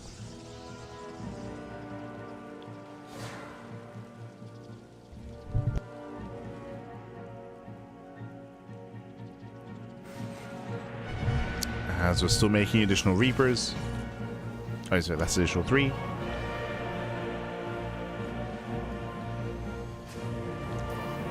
Classic moving out across the map. Does he kill the CC? Does he delay? Yes, if he goes down, we'll delay the expansion. Not bad. A nice little win there for Classic. Command Center will continue. ByuN is rallying across the map, and we'll see what he can get done. As I mentioned previously, the Reaper cliffs into the natural are quite limited. There's no Reaper cliff face except for the ramp area and the ramp location. So easier to defend. A very nice force field locks down the army. Reapers, they still find a way in, but the Hellions do not. Hellions are zoned away. Reapers, they bust into the main base, and they're getting a bit out of hand here. Getting 1, 2, 3, 4, 5, 6 probes. Oh my, 7. 7 probes go down. Very nice damage here by ByuN. This should not have happened, by the way. But Classic was distracted. Yeah, big distraction. 7 probe kills. Ay, ay, ay. And we're still not quite done. No, we're done. Nice warp in. Good reactions. Classic does hold on to the natural. And now ByuN can settle in.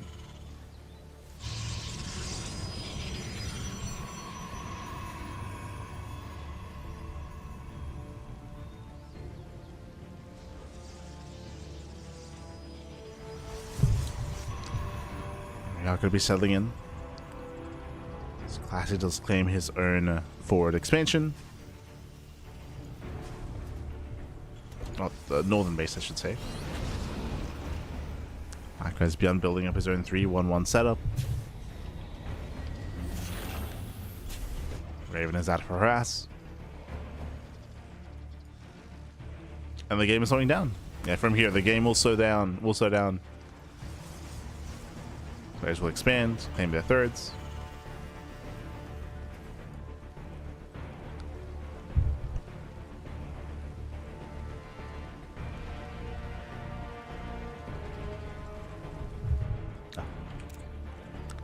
Calm down.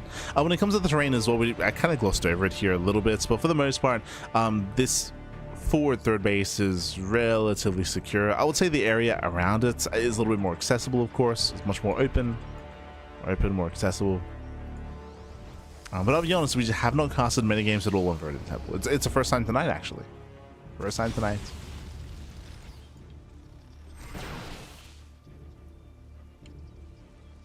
When it comes to other maps, exclamation mark B in the chat will give you a link to the Wikipedia page and the challenge page. Should have the maps listed there, of course. There are 16 maps in total in the TLMC, and we are not using all 16 for this tournament. We're using 9. The rest are going to be utilized later, I'm sure.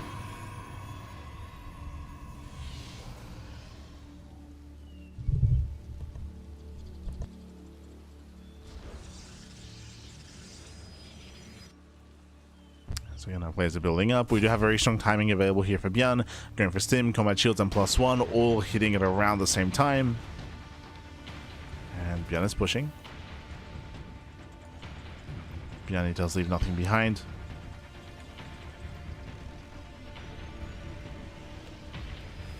So ByuN does move in.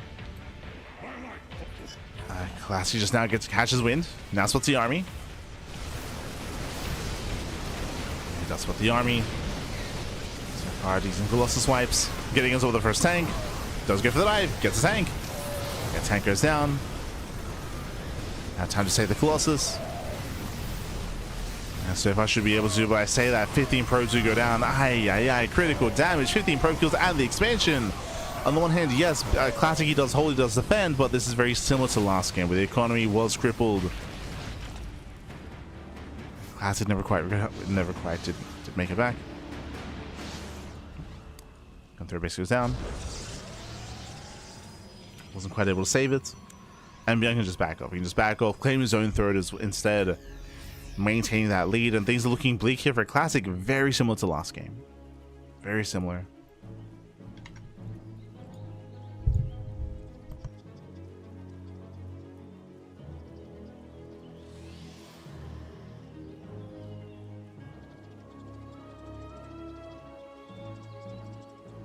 Similar in the sense that Classic takes a lot of damage early on, and ByuN just takes the lead and runs with it from there. So it'd be very similar.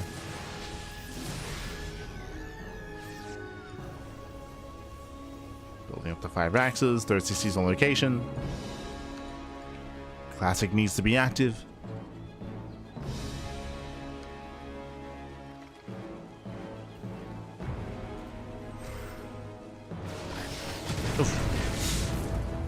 Yes, Classic gets punished. Blinking into the Widow Mines. Did see massive rotation.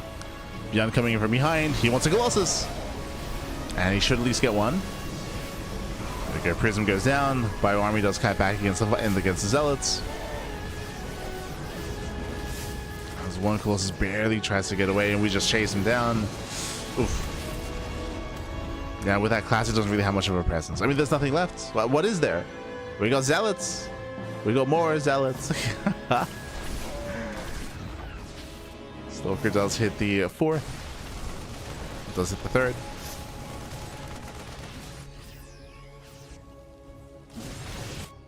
Yeah, those hold on. Snipes it. No snipe.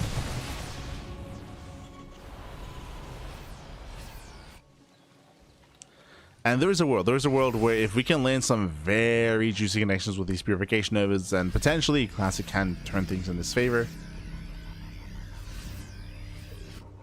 Something drastic needs to be done here, and we're going for a massive Zealot runway. He gets scouted though. Scouted, gets spotted. ByuN is ready.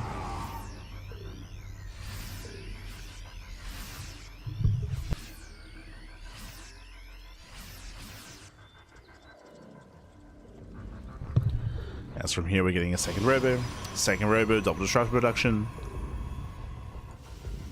ByuN, I mean, thanks to his losses as well, it's still taking a little bit slower here to build up and to remax.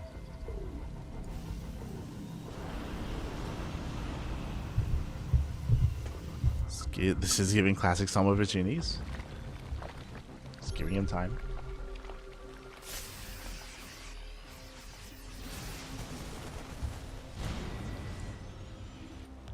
Still marauding around. Liberator is now going to be on the way. ByuN just looking to perfect his army. Almost there.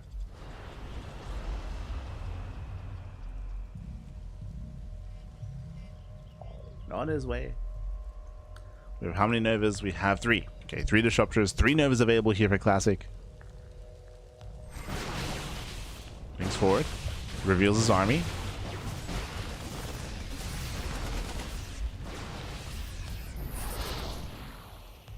Does break in.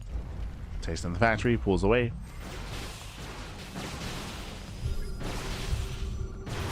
Again, Classic playing it slow. I can sense the frustrations here. ByuN knows he has a lead.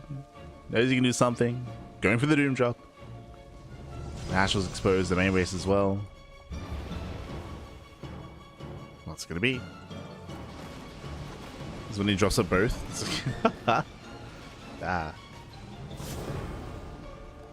And there shouldn't be any saving this mineral line. Yep, the probes are trapped. Oh no, never mind. There's a way out. Should find a way out here. 3 probe kills. Nexus does fall. ByuN pushing further in. Classic does race back home. Blinking forward. Oh, nice connection. And nice Nova. ByuN, he will lose this army. So every marine goes down. And ByuN still maintaining his position. Back in Nexus. Pulls away.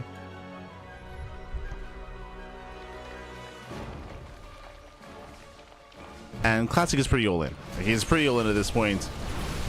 Get down to workers, no economy. This one's just rallying across the map. We have how many disruptors? We have 7. 3 get spent. A little bit trigger happy there. That's going to be 3. That's going to be up to 4.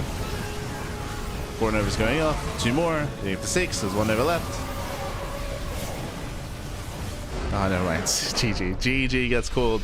As with that, the final army gets dealt with, and ByuN, he crushes the army, does break through, and we have our first finalist. GG. GG. As again, there was a very slim chance here that the Novas could achieve some kind of damage here, but in the end, ByuN, he just shut down the army, winding it back. It was very, very similar to game 2, where ByuN took a big lead early on, took a massive lead early on. We tried to emphasize that. Where in game 2, ByuN, he was able to push in with his tanks, kill 9 probes, and take an economic lead. Here in game number 3, we saw something similar, where ByuN was able to cripple the economy as well early on, kill those probes, and keep Classic on the back foot. Classic was just behind for the past, what, 4 minutes? It was brutal there. And again, the Novas were like the one chance that maybe Classic recovers, but GG. GG, well played with that. ByuN, who will advance on into the grand finals.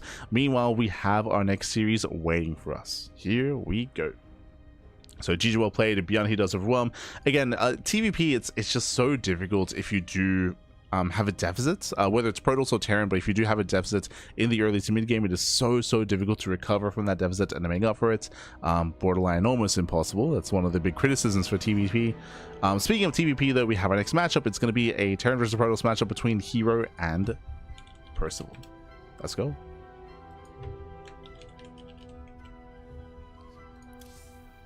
Let us go.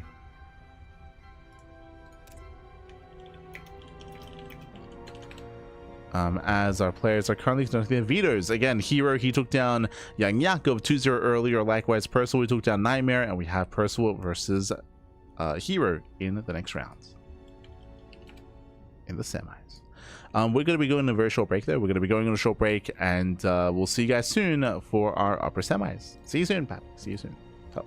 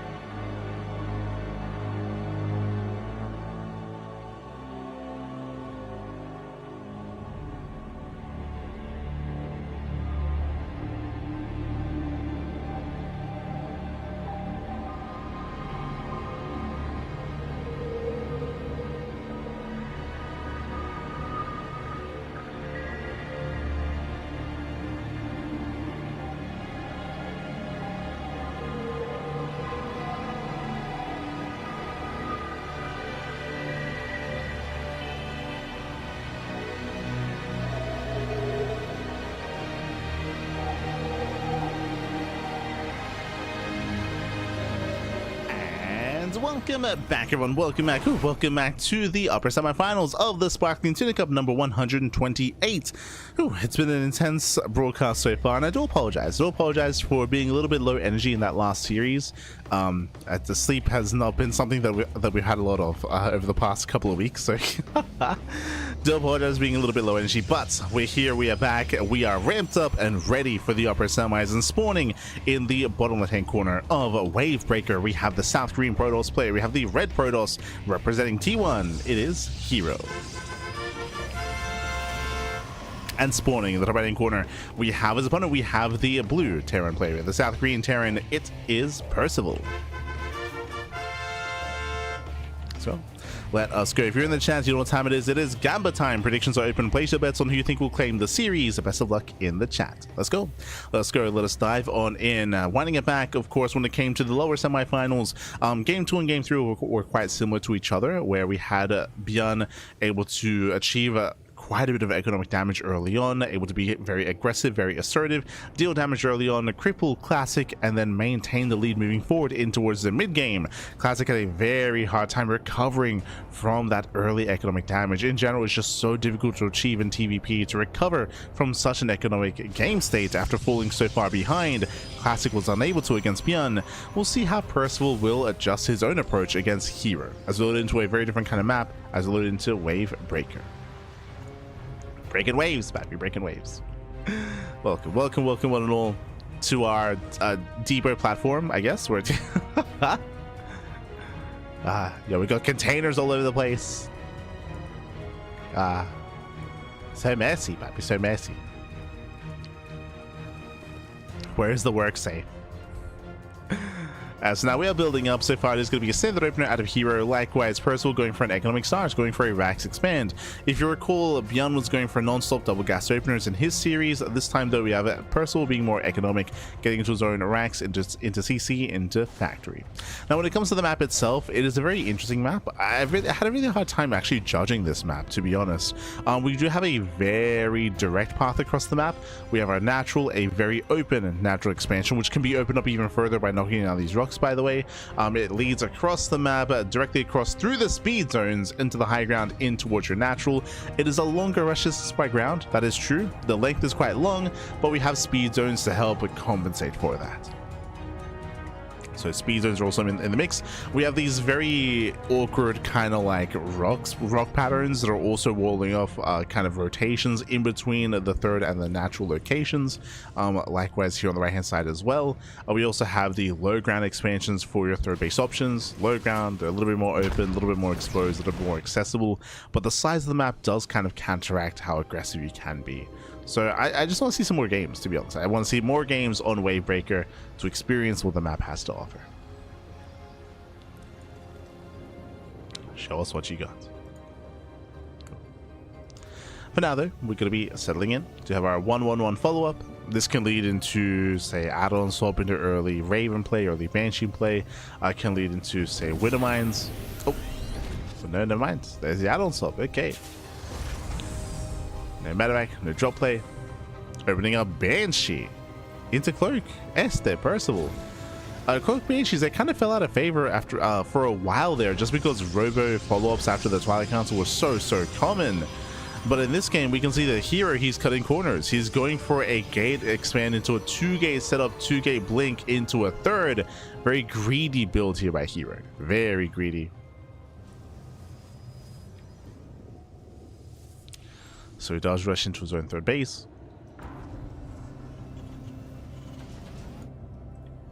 Does cut corners.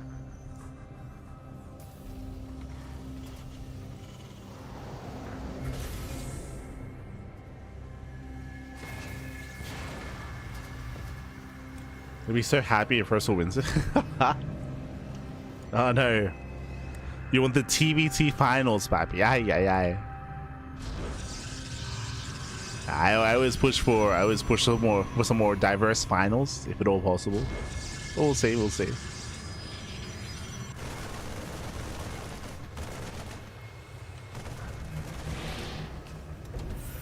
Honestly, if Percival wins this series, I think there's a very high chance he just wins the event. Like, he's had a really strong record against ByuN as of late. to the point where I almost want to say that Percival was favored versus ByuN. I almost want to say that, like, it's we're getting close to that point when it comes to Percival versus ByuN and how often they've been playing. But of course, herO is the best Protoss player in the world, right? Like, he's a big Titan to bring down. Cloak Banshee gets shut down, by the way. The Cloak Banshee gets one probe, if that. Ooh. herO does shut it down. Remember, that was a big commitment, getting into Cloak, getting to the Banshee. There is a one Banshee left, moving out towards the left-hand side. We'll see if he gets in. We'll see if he can get into the bases and pay for itself. As herO doesn't move out.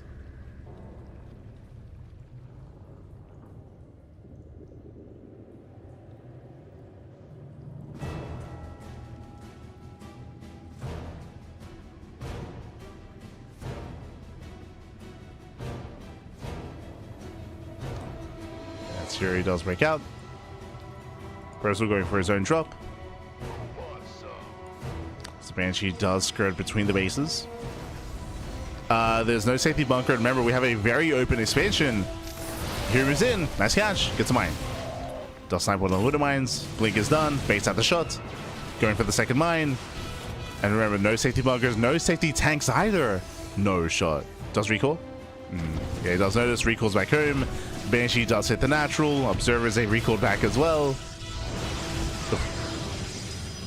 There was opportunity there for herO, but forced back home, drop into the main. Probes are falling. Even depowering and delaying +1. Yeah, herO's being torn apart here, blinking on forward. Rough trades, losing 7 probes and even more stalkers. And here comes the main army.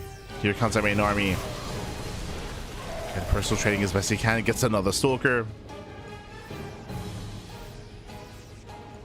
That mineral line is exposed. Dust him in. Sims in, getting up to 10 probe kills. Ay, ay, ay. 10 probes go down. Zealots are being bullied. And hero's in trouble. Hero's in trouble. He's pulling into the mines. Oh my god. Pulls into the minefield. There's still another winter mine.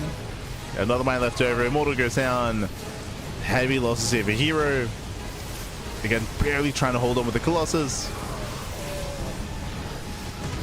And it looks like with weapons and with reinforcements, herO might barely hold on here, but he has lost so many workers. 14 pros went down.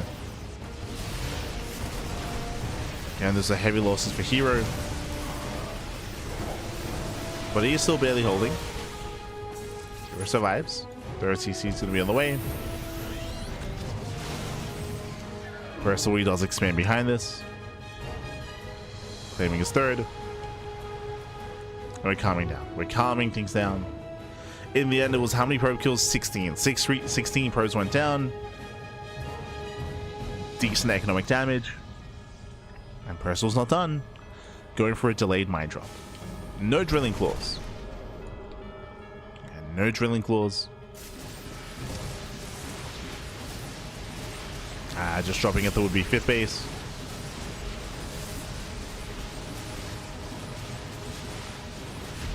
Does force a cancel, not bad.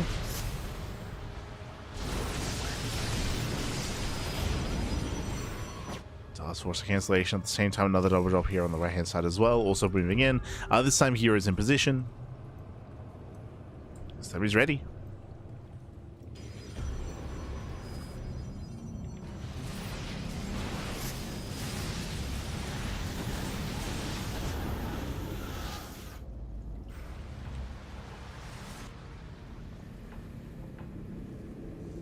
Percival is still being active, still shocking in between the bases. Stims in. Oh, the prism. Another prism! No! No. Prism pulls away. Does survive. Force one load.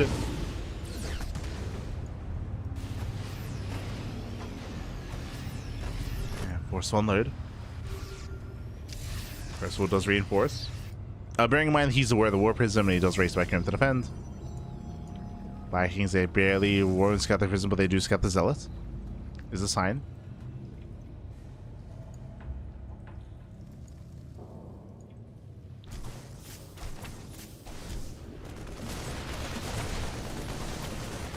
Zelda's cleaned up.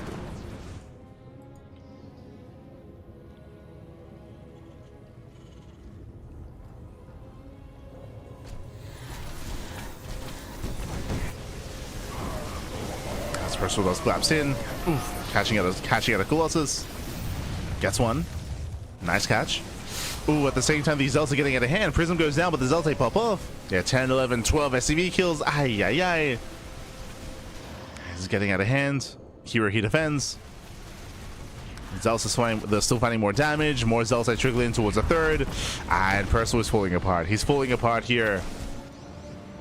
Losing far too much. 21, 22. Oh my god, can we get up to 25? Jesus. 25 SCVs. We get damage here at the third, damage in the main base, 25 workers go down. Initially, Percival was doing well. He was doing well. He was dropping across the map, catching a Colossus, picking up probes, keeping herO distracted. But Percival, the turns have tabled. He wasn't ready to defend. He was not ready. herO takes the lead. Oh. Losing a Colossus. Should lose both. Yeah, 1, 2 Colossus goes down. herO overextends. Losing another. Losing all 4 actually. Oh my god. 4 Colossus gets sniped. herO gets punished for overextending. Massive punish. And we're getting messy.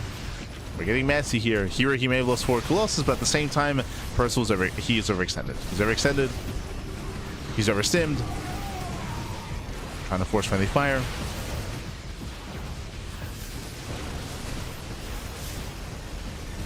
Oh, is this gonna be 1, 2, 3, 4 dead Stalkers? Nova does not connect. Nice target firing. Okay, we're still getting messy.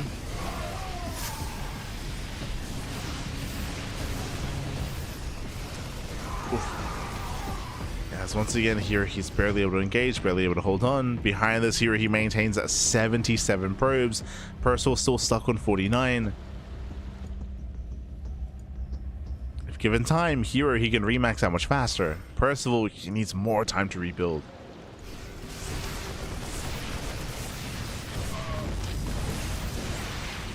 So let's drop in. Once again distracting herO. Here comes the double drop.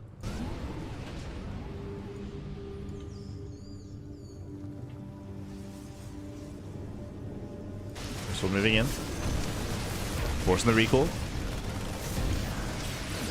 Oh, catching out 6 probes. Very nice trade. 6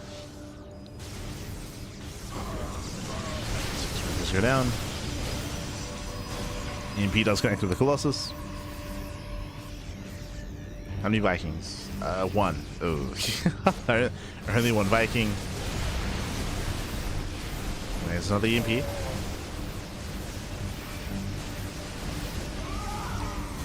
And with that, we're pushing forward here. There's no safety battery. Colossus are exposed. It's still so close. Can he break through? Percival, he wants to. Barely not. Barely doesn't break through here. Zelsa warp in just in time to defend. herO, he holds, comes in from behind. Coming in with the surround here, and Percival, he is being cleaned up. Cleaned up completely. GG gets called, and herO, he will take game number 1. Whew. GG. A very intense back and forth here. And again, honestly, Percival, he was playing well. He was playing really, really well, especially in the first half of the game. And then we saw things turn on or flip on their head, where Percival, he was being the aggressor, was finding damage, but then suddenly, bam, Prism into the main base. Prism into the main, Zealous at the third, Zealous in the main as well. SCV's going down, and that did get out of hand. That was over 20 workers falling to just purely Zealot harass. And with that, Percival, he was torn apart, couldn't defend. GG. GG well played. With that, he still did decide to compete. And now we're getting into game number 2. Gonna be loading into Verdant Temple. Okay. Oh. Lack of sleep is getting to me, baby. Yeah. There we go. Gonna be loading in. Just catching up. What opening? Cloak Banshee. He made 2 Banshees with Cloak. The first Banshee got shut down. The second Banshee, if you recall, did force a recall. Did get some damage done, did force a recall. So it was okay. It wasn't ideal. It was okay.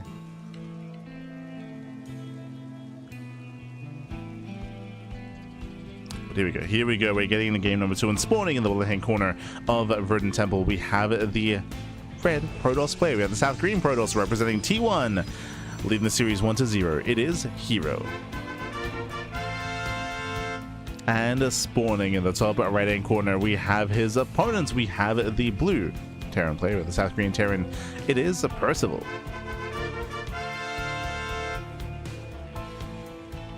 There we go. As again, welcome also Verdant Temple. This is an interesting map in the map pool, a little bit more defendable, especially on 2 and then 3 bases. We do have a bit of a more open center area, I will say that. We have some high ground, of course, points of elevation. We have some side blockers as well. We have the high ground forward expansion, which we have yet to see come into play, but I look forward to more mid-game play on Verdant Temple. I hope we get there. Hopefully. As once again, Percival does open up with a single gas opener, racks expand out of our Terran. herO, he's here to confirm. And even here to delay.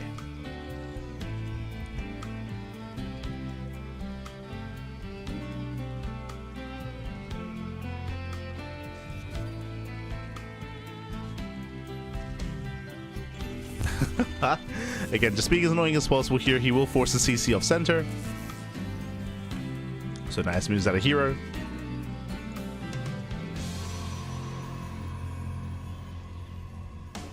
Again, just being annoying. From here we're building up.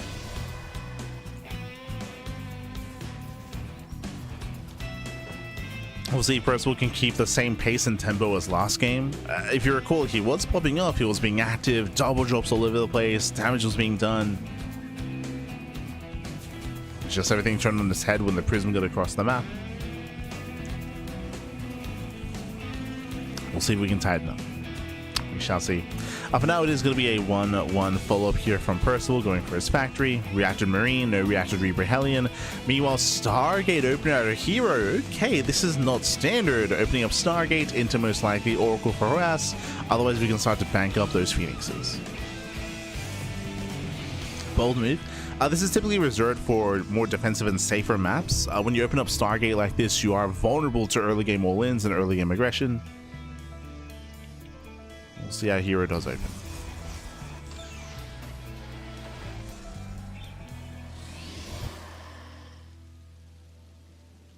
Oh, as it is going to be Oracle first. Okay. Going for the initial Oracle. Bearing in mind that Percival, he skipped the... Sorry, he did go for an ACV scout, but there was no Reaper. There was no Reaper scouts.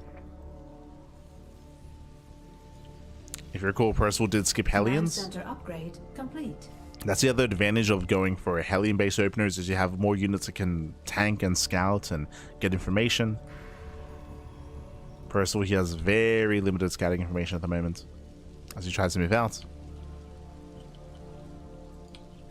Does spot the Oracle, just barely. Percival, he has some time to react. The Oracle does hit the natural though. Cyclone's in position, not bad. Percival defends. Percival, he does defend. We see Percival trying to hunt down the Phoenix. Or the Oracle, I meant to say. Trying to hunt him down. Phoenixes are amassing back at home. Well, we spoke about this earlier. Stargate openers do leave you vulnerable to these all-ins, and Percival, he may just double down and go for said all-in. But now just applying pressure. Extra Marines, Cyclone. Batteries in position. But the pylon's exposed. Just dancing with the army. Does dance. Phoenix does try to move in, but does get punished. And this army should be dealt with, but what do we trade? Yeah, how do we trade? As the Oracle goes down as well. Nice lift on the Cyclone. And herO holds. Does hold on. And this was a shaky trade for Percival here. He lost the Medevac, he lost the Cyclone. Sorry, the Medevac did escape, but he lost the Cyclone, lost Marines. Did kill a Phoenix and an Oracle at least. True, true. We had a bit of a back and forth.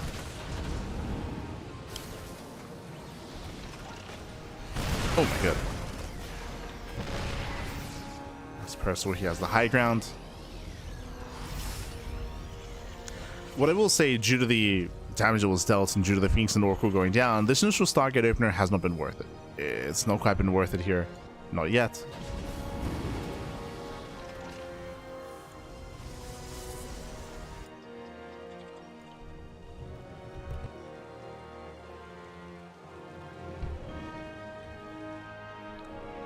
This Percival's trying to be active himself. Phoenix is on patrol. Okay, here he's somewhat ready for this. We're patrolling. That's about the drop. The Oracle does not turn around.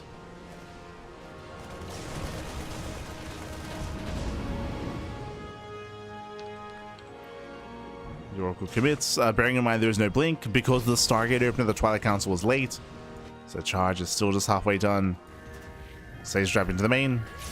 Ooh, nice stasis. At the same time, the Percival is coming.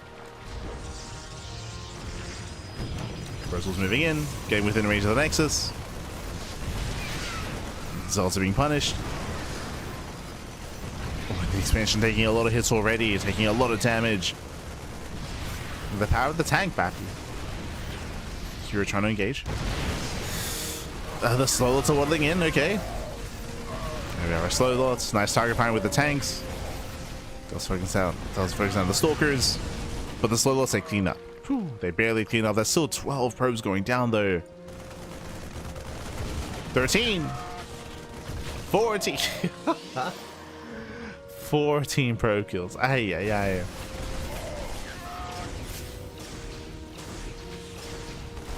Heavy losses for herO. Zealots they try to charge in. Percival trying to make a stand, no bunker. True, no safety bunker. Bleeding out Marines. Zealots overwhelm. Here's getting out of hand. He's getting out of hand here. Pushing further into the bases. Here is still reinforcing. I mean, again, here he does have momentum. He was able to kill 7 SCVs. Nitro going off. Getting on top of the Stalker army. And Stalkers going down one after the other. Nice target firing here by ByuN. Does focus on all 3 Stalkers. Now it's purely Zealots. And again, Percival, he's holding. He's holding on. Not easy, Pap. Not easy. But Percival, he does barely hold on here. Behind this, we have herO gaining map control. True. He's containing Percival in 2 bases. herO, he's expanding, claiming a 4th.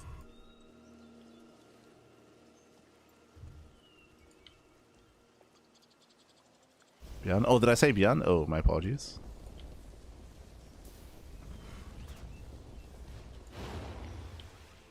My apologies. All Terrans look the same. Smurge. Nice shot there. Percival gets in. It drops into the natural at the same time. SCV's getting caught out. Workers are going to be falling from both sides. Oh, denying the Forge. Looking to deny. Boys are being pulled. Here he does barely hold on to the main. Meanwhile, Zealots are wreaking more havoc here. 13 dead SCVs. Ay, ay, ay. Again, this is getting out of hand. 14 SCVs going down. Drops are continuing. We're getting messy. We're getting more messy here, but this is getting... Oh, this is too much here. 21 SCVs. 21 worker kills. Back at home here, he's holding. For the most part, he's holding. Is keeping up. He's minimizing losses. I can't say the same for Percival. That's still 21 workers falling. Percival didn't have many to begin with.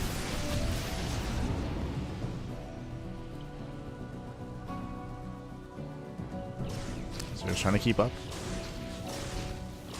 The Phoenix will punish.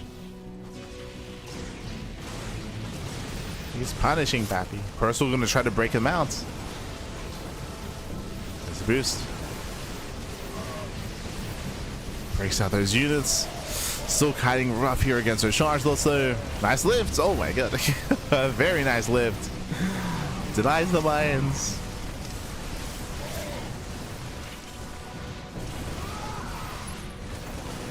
That was a nice set of window mines. Once again, Percival is heavily stemmed. He's still heavily stemmed up. Dropping across the map. Neither player is making workers, so low ego for both players. Both Protoss and Terran.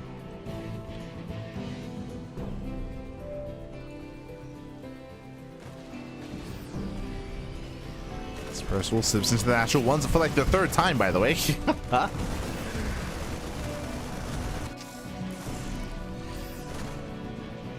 Gets in again.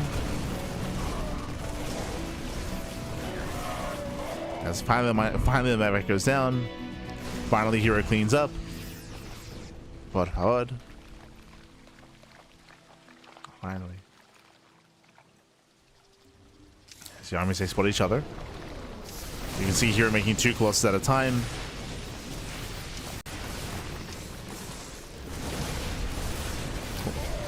Touching the army. We get some decent mine connections. Yeah, decent mine shots. Ideally, Percival, he does want to fight out in the open.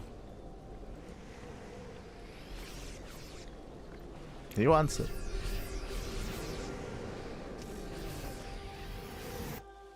Drops are continuing.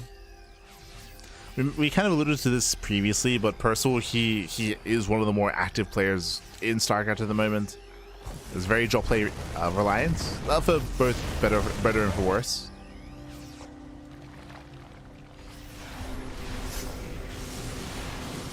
Oh, as we do catch the Colossus, okay. Nice catch. herO making mistakes. Oh my god. Yeah, mine shots take collapse on mainly Zealots. Initial Prism goes down. Nice PC from Percival again. Percival is doing everything correctly here, but does he have the numbers? Does he have the supply?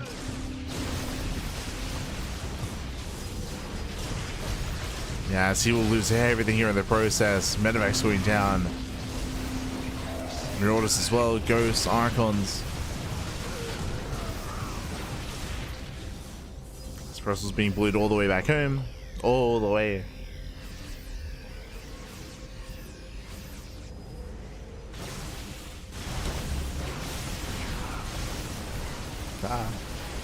Yeah, now we're getting desperate here. We're pulling all the boys, and this means that we're going to do so much economic damage. GG gets called. Yes, Percival was desperate to hold, could not survive here, and herO snowballs out of control, claiming the series 2-0. GG. GG, well played. Again, very scrappy, very back and forth. Both players had their own strong moments, of course. Percival, he was dropping across the map, killing all these probes, killing all these workers, and even delaying some of the production, or some of the upgrades, I should say. But at the same time, we saw herO do the same thing, right? He was able to counterattack with his own Zealots. He was able to get into the main base. We spoke about it at the time, but the charge loss harass at the main at the third was game-ending. To lose almost 30 workers purely to that one moment, to that one harassing period of time, was critical damage, and Percival never quite recovered from there. The worker counts, they stayed low from then on forward. They stayed very, very low, and was not quite able to catch up. With that, GG well played. With that, herO, he will claim the series 2-0. He'll advance on into the grand finals to face off against his next opponent. It's going to be a best of 5 finals here between herO and ByuN. Let's go. No mirror matchup in the finals. True. No mirror. But we are going to be going on a short break.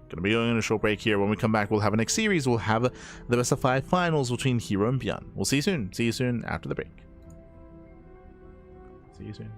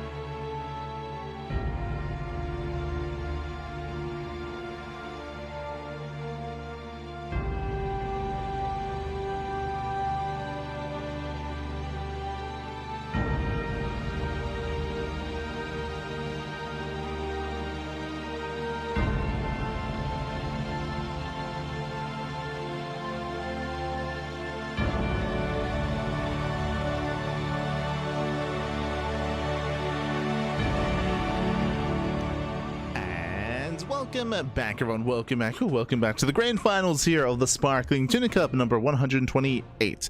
But before the finals, we have something special here. We almost forgot, Pappy. We almost forgot. But we have something special. It is time for La Rifa. Let's go. It is going to be raffle time. For those that are unaware, for those that maybe are newer to the channel and newer to our tournaments, we do have something special here. We have the random raffle. This is a random participation raffle for all the players that did compete this week. And this week we had BAM. This week we have... Un momento, there we go. We have 22 eligible players for the random raffle. 5 USD is going to go to a random player. They could have been knocked out in the first round, or they could even be a finalist here. It could go to either one. And here we go. This week, bam. This week, congratulations to Perceive for winning the random raffle. GG, well played. Congratulations to Perceive. Perceive, of course, a South Korean Terran / Protoss player. Fun fact, he actually took a map off of herO earlier. If you recall, he did take a map off of herO earlier in the tournaments, but now it is time for the grand finals, and I'm ready for some 4-player spawn maps. Let's go. Spawning in the right hand corner of Exarch, we have the South Korean Terran player. We have the the blue Terran representing Shopify.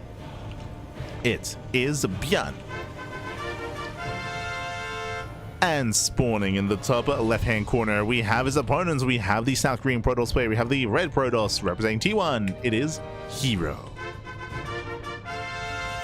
And if you're in the chat, you know what time it is. It is Gamba time. Predictions are open. Place your bets on who you think will claim the series. Best of luck in the chat as we delve into our best of 5 grand finals. Very quickly here again, the Sparkling Tuna Cup is a tournament that has been running for many years. It has been running longer than, say, the Wardy TV Mondays or the Pigastar Cups or KSL or Monday Night Weeklies. It is the longest running open cup out there in StarCraft 2. The ESL Open Cups would have been lasting longer, or Lima League if that had continued, of course, as well. But currently, the Tuna Cup has been the longest standing open cup out there. And if you want to help support it, you can do so via Patreon. Exclamation mark Patreon in the chat. Our Patreon does fund this tournament on a regular basis. I did see some people earlier praising some micro from herO watching his POV. Replay packs are provided to all of our subscribers and all of our patrons as well. So you can help support on Patreon, and you will be able to gain some value there with replay packs from tournaments that we have permission to share. Tournaments like Kung Fu Cup, Tuna Cup, Rongi Cup, and many other events as well. Otherwise, welcome to Exarch. Exarch is a 4-player spawn map. You can spawn in bottom right, bottom left, top right, and top left as well. 4 possible spawn locations. Now, for those of you that weren't here for the judging stream for TLMC, I do recommend the VODs. For those who don't know, I was one of the judges for this season of the Team Liquid map contest, and there was a lot of maps. So there was a lot of maps to get through, a lot of maps to go through. Fun fact, for those that are unaware, when it comes to the kind of maps that we saw, as we do have a worker path full of speed zones to be able to scout. He keeps the probe alive. Oh no, be careful. No, the probe.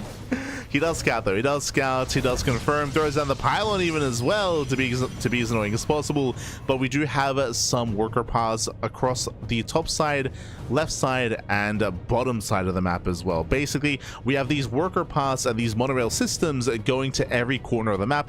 This does help when it comes to scouting. This does mean that you can scout faster, and that does take away some of the RNG factor of a 4-player spawn map. But what I was about to say here, if you missed out on the judging streams, is that fun fact, as the Reaper pops off, Jesus, gets one vote.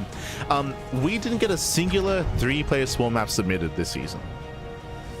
I know that we had Mothership. Mothership is in this map pool, of course, in the current ladder map pool, and before that we had the previous map as well. We had Last Fantasy.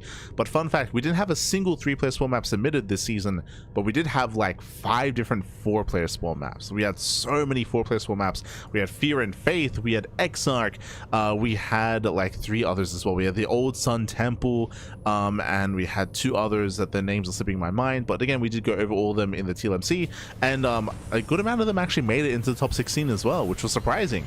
Exarch is one of them. So when it comes to Exarch itself, one of the big features, as you did notice, is the speed zones, these worker paths that do go all across the map. This is a Diablo inspired map. You can see there, you can see the Diablo heaven aesthetic. I was gonna say Oriole, I guess. Nice catch. Catching out 2 stalkers already. 2 stalkers do get caught out. Some of the other features, we do have the high ground main base. We have the also high ground natural as well. It is on the high ground, but as you can see, one of the unique features of this map is this is a reverse map. The mineral patches are actually aiming towards the entrance, so a much more unique kind of setup here as the ramp leads in towards the mineral line. So even pushing and applying pressure here does threaten the economy. We do have mineral paths and worker paths coming down on the right and top side to expand and to claim our 4 bases.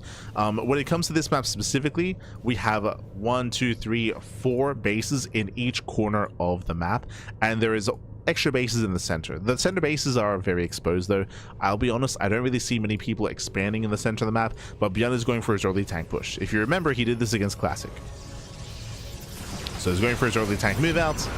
Stalkers, they attempt to engage. Nice KDA charge. Oh my god. Yeah, getting 1, 2 extra volleys off. Massive KDA charge there from ByuN. That did disrupt the volley. And this is getting out of hand. This is getting out of hand. The boys are being pulled. Probes will be going down. Getting up to 4, getting up to almost 5 probe kills. Lock on the Stalker. There's the NG overcharge. Stalker still goes down. And this is too much. Wow, this is just far too much damage already. This is game-ending damage. And I wanted to sink my teeth into Exarch. We finally got here. We finally got into a 4-player small map, but this is critical damage. 18 probes. And shout out to the MVP Reaper, by the way. If it wasn't for that Reaper, this would have been a much cleaner defense, but GG gets called and ByuN takes game number 1. GG. Ay, ay, ay. GG, well played. Winding it back, if you recall, when it came to that push, ByuN, that KDA charge actually disrupted the volley. So if you remember, herO, he engaged on top of the tank. He sent a massive volley off as well. Because of the KDA charge, that disrupted the attack of 3 stalkers. 3 stalkers, they got knocked up into the air, and that means that the tank lasted longer than it should have. It got 2 extra volleys off. 2 extra volleys off on the stalkers, which is huge, by the way. The tank does so much DPS, and if it wasn't for those 2 extra volleys, there's a chance there that herO holds, he defends, and the game continues. But again, like 3 of those stalkers, they were thrown up in the air. GG. GG, well played. With that, we are now getting into game number 2, and we're going to be loading into another 4-player small map. We just spoke about it, but we had a good amount of 4-player small maps submitted here in the TLMC, and a good amount of them made it into the top 16. And here we have another different 4-player small map. Let's go. Let us go. And spawning in the bottom left hand corner of the Old Sun Temple, we have our South Korean Terran player. We have the Blue Terran. The Blue Terran representing Shopify in the series 1-0. It is ByuN. And spawning in the top right hand corner, we have as opponent, we have the South Korean Protoss player. We have the red Protoss representing T1. It is herO. As herO scouting top right, because welcome to another 4-player spawn map. You can spawn in top right, top left, or bottom right instead. So 4 possible spawn locations. herO, he's looking for his opponent. This time there is no monorail system. There are no like aqueducts that are connecting each corner of the map.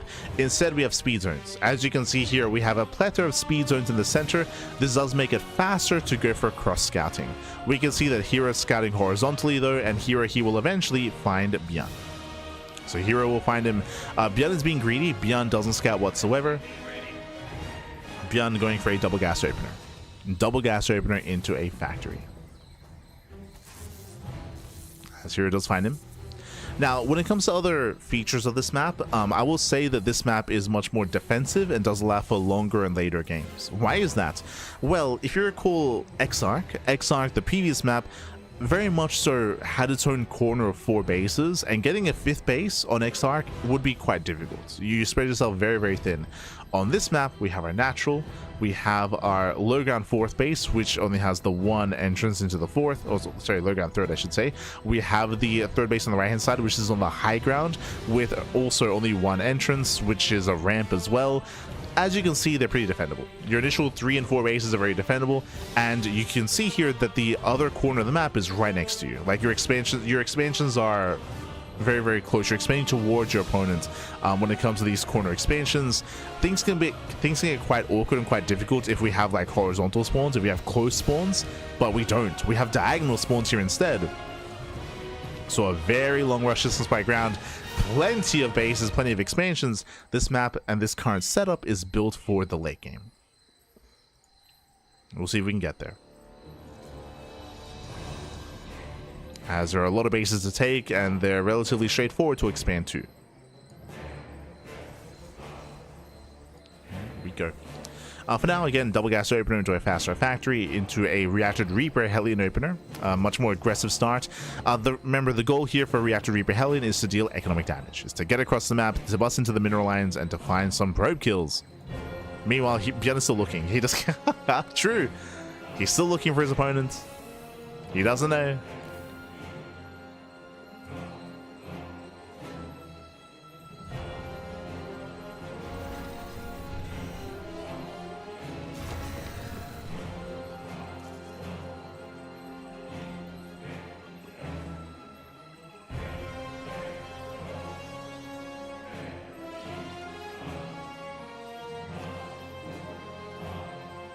Just catching up. Doesn't stream a lot, or does not? Yeah. A lot of the Koreans, they have started streaming on Soup. Streaming more on Soup, I should say. As here comes Reaper Hellion. Again, the goal here is to bust into the natural. Here's in position. He's got his battery behind this.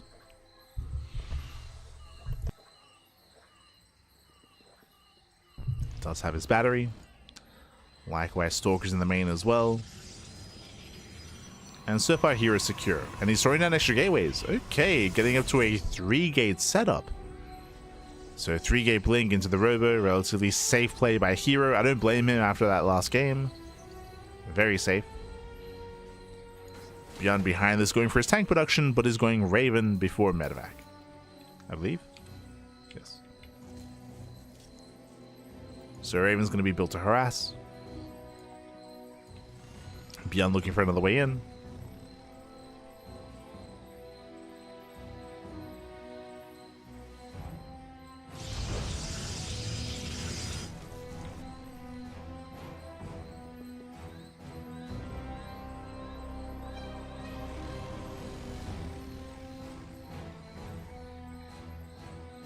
He perks, he prods, he rotates. And again, I feel like this map does kind of lean towards longer games. We'll see how aggressive ByuN is going to be here as he's building up towards Stim. Stim, eBay, herO claims his third. Again, high ground third base, very safe, very secure. The fourth base as well, just limited attack options, attack paths.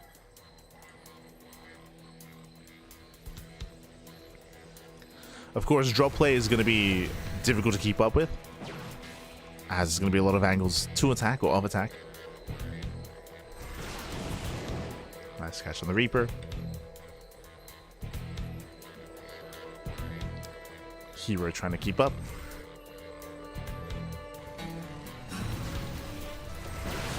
Oh, nice catch.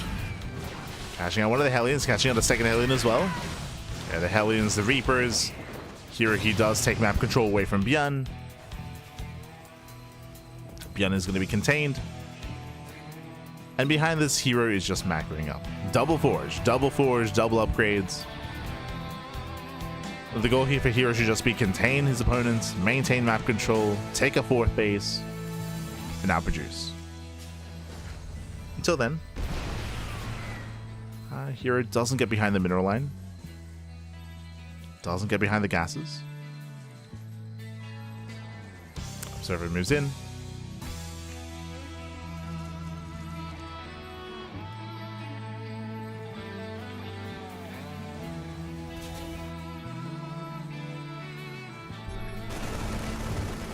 Nice snap on the observer.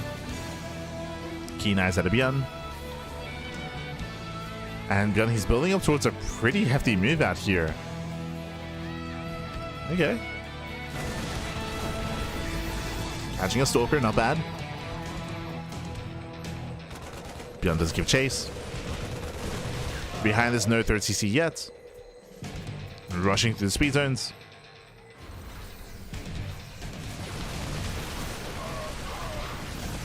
Bleeding out more Marines. Again, nice pick up here by herO. As hero's slowing this down. Slowing this down. Losing into the 6 probes.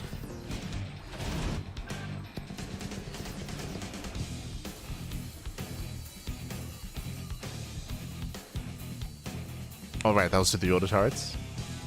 Not bad here. Yes, 6 kills on the Raven. Catching out 6 workers. Television doesn't quite get in. Oh. Ooh, we'll lose the full medevac. Yeah, brutal loss for ByuN. herO now claiming his own 4th base, at the same time going for a stellar run by. Will punish the CC on location. Oh no, he'll force a cancel. Massive pickup. Ay.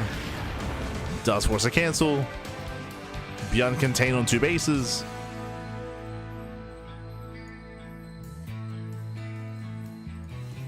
And a massive delay on the 3rd.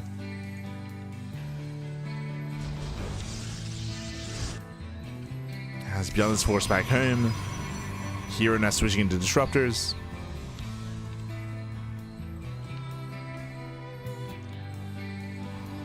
Likewise building up his tech into a Templar Archives. Allows for Storm or just Archon production.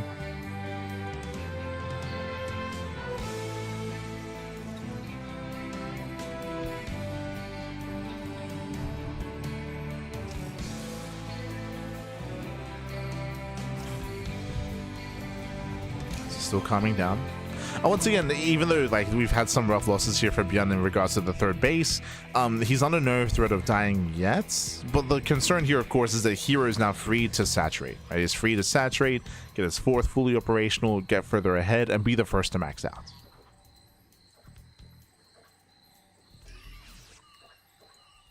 It's going to be up to ByuN to find some damage here and try to punish. Let's get spotted by the Zealots.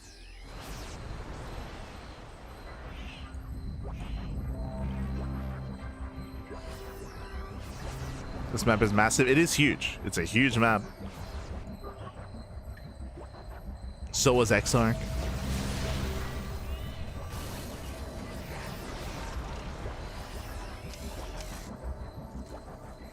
I think many Terrans like to macro versus toss. There are some that enjoy it more than others, or some that are willing to do it more than others. I would say that ByuN is one of those players that is very unwilling to embrace the late game. I look at players like Clem, like Cure, like Maru. Specifically, I think Maru and Clem, they're a lot more willing to slow the game down, to turtle up and to build up into Ghost Liberator Viking. ByuN, he likes to be active. He wants to be active, he wants to be aggressive, he wants to go for drops. ByuN typically thrives in the mid game. Nice up the Prism. Prism goes down. Prism does fall. Tank gets caught. Yeah, Tank is going to get caught out. So far, nice kiting here by ByuN. Does kite away. Poison over, pulls back. Just trading with the army. No major losses here for herO. Once again, ByuN has to be careful.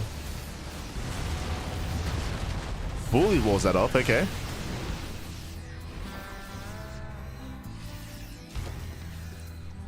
Limits the attack paths. ByuN has to get the hell out of there. Does want to get caught out by the speed zones. Knocks down more towers. And we race back. We race back. 4th base on location.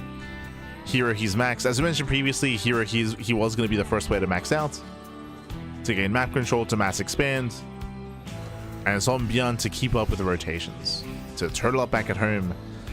And we're lacking that so far. We're lacking SimCity. We're lacking Liberators.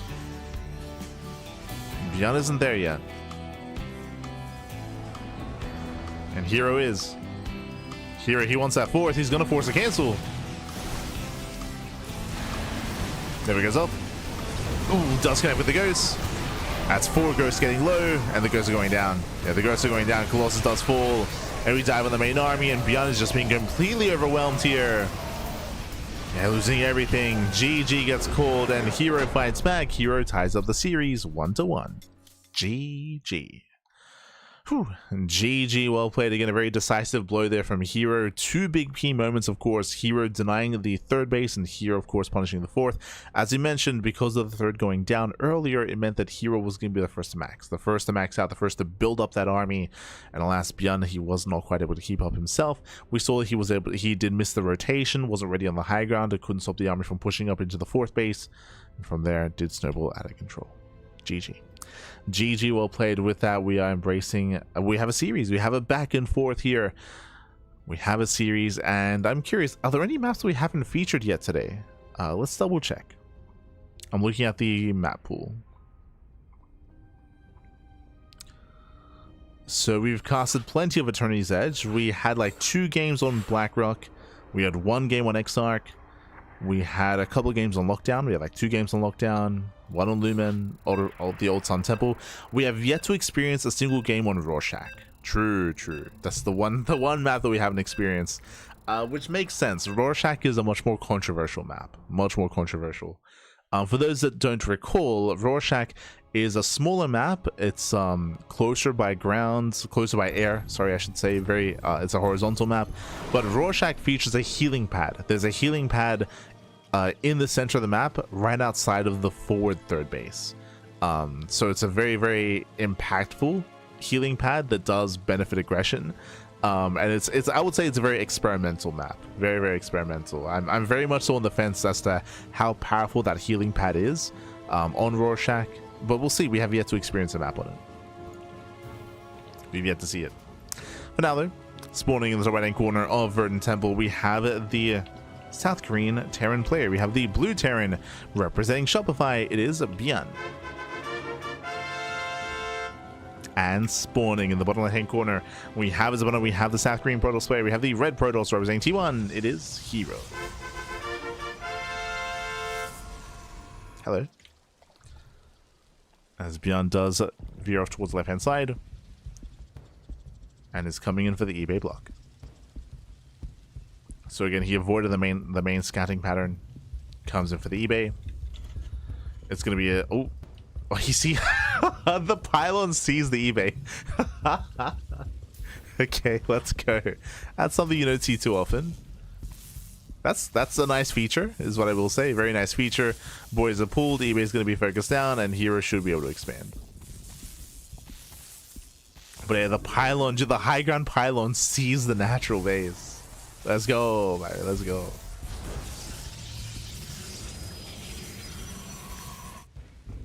Again, typically you don't really have a forward natural base setup like this. This does protect the main. Yo, meanwhile, a big shout out to Kashim. God, Kashim. Thank you so much. Thank you so much for subscribing for 31 months, papi. Ay, shema, papi, shema. Janky, papi, janky. Thank you. Long time supporter and a pillar of the StarCraft scene. Kashim contributing quite a bit to the Wikipedia, of course, to Ligulac, to Polish events as well. Kashim. Gracias.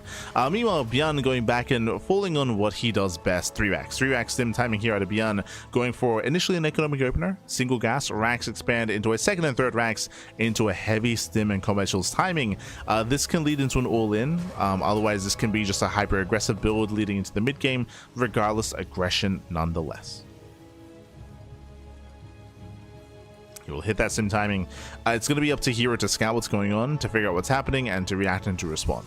Ideally, against this, you do want to be hyper-aggressive yourself to chip away at the army, to slow it down. Picking away and getting 1, 2, 3, 4, 5 marine kills is actually pretty huge, and actually is going to be quite impactful when it comes to taking away the strength of this move out. So it's about engaging ahead of time. It's about taking it seriously, of course, and not being overly greedy. Can potentially take up into a faster Colossus, into faster splash damage. As the hallucination confirms all 3 Vaxes. Okay. Does confirm. Nice scat out of herO. Behind this, Twilight Council into... Whoa, hold on. Before I get ahead of myself. Early Forge. So my apologies. That was a gate. A gate expand into Cybercore into early Forge into early +1 before the Twilight Council. This has to be for charge, right? You often don't rush into +1 armor unless you're going to charge lots. There it is. Charge is on the way. The reasoning for this is because armor is ideal against for melee units against a unit that has a high attack rate. Speaking of Marines, Marines have a very high rate of fire.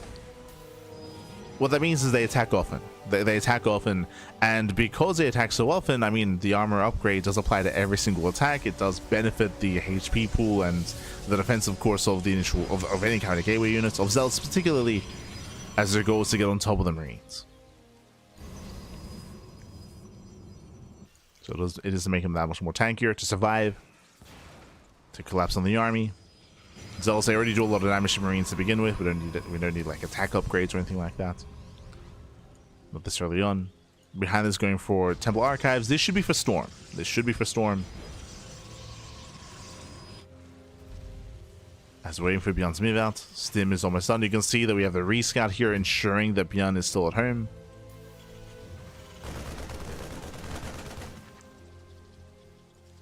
The army is still being held back. Should be moving out soon.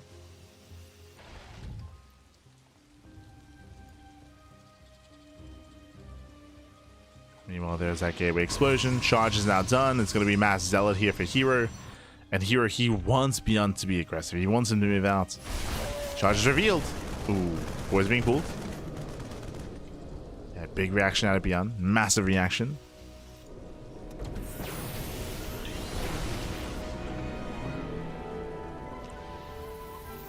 CC is denied.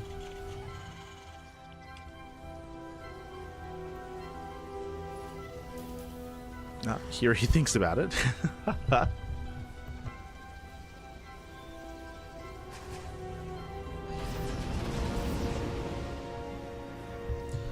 It does think about it.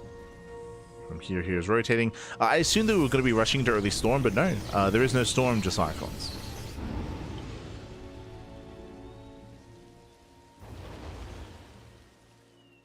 ByuN is moving out with his double drop. As he moves out, Zealots are moving in. They open up the natural. Once again, boys are being pulled. Nice choke point by the Archons. Oh, they do make use of the choke point against ByuN. That's 8 SCVs going down. herO still reinforcing. Trying to move in. Once again, though, better positioning for ByuN.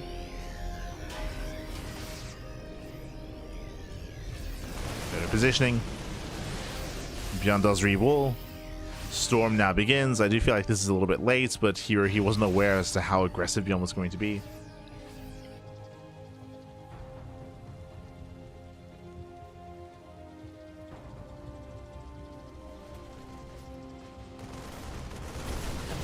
Was not aware.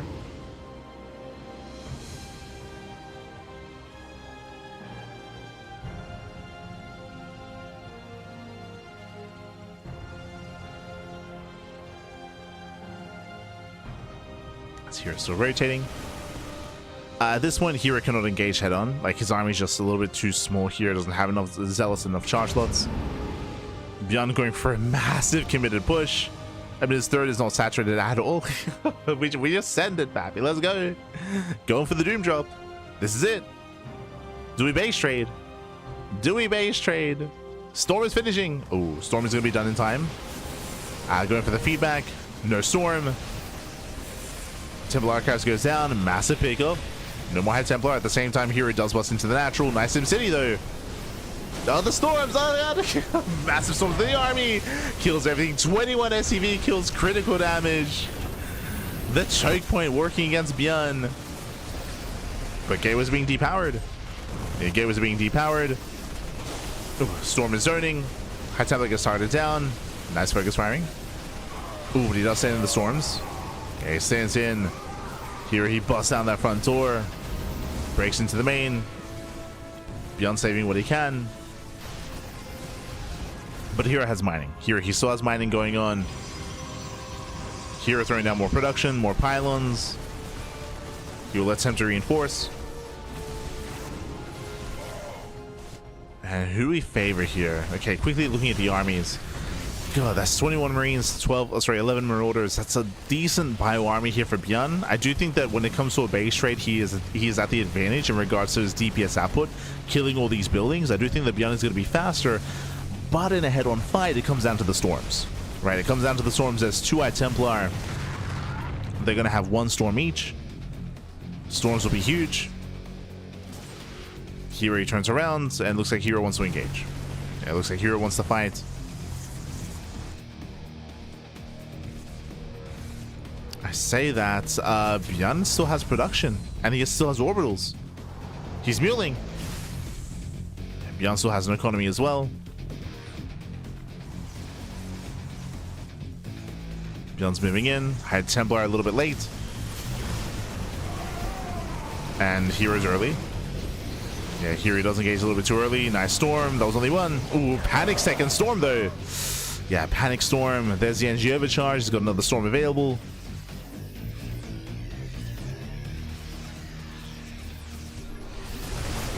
That's too beefy. Yeah, there's just too many Marauders. Too many Marauders, too many Medivacs. See, we can just tank the storm. And with that, ByuN has done it. ByuN, he has broken the main army, breaks on through, and there's nothing left. herO supply blocked. He cannot warp in. herO has a massive bank, by the way. But herO, he cannot spend it. He cannot spend it. The boys evacuate towards bottom right. But the problem here is that it takes so long to not just build up the bases here, the production, but also to warp in. And herO, he just burned through his bank. He had 1,000 minerals. He just spent his money here. Yep, GG gets called. And ByuN, he will take game number 3. GG. Whew. GG, well played. ByuN, he does take a lead in the series. Again, herO, he had potential with those storms, but really that's all that he had, right? He just had such a small army in comparison to ByuN. He was only reliant on those storms. Again, ByuN, his army was tanky enough to just tank the storms. Like he was very marauder heavy. He just could take the storms to the face, keep on pushing, rush on in. GG. GG, well played. And with that, we're getting into game number 4. ByuN is 1 game away from claiming the series. herO needs 1 game to force the ace match. Personally, regardless of how this goes, I'd love the game 5. I'd love an ace match. Bring us here to game 5. But again, the pressure's on herO.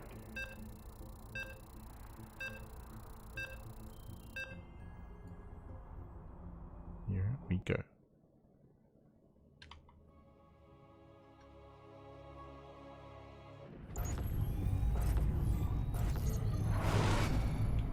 Spawning in the top right hand corner of Lockdown, we have the blue Terran player, the blue Terran player himself.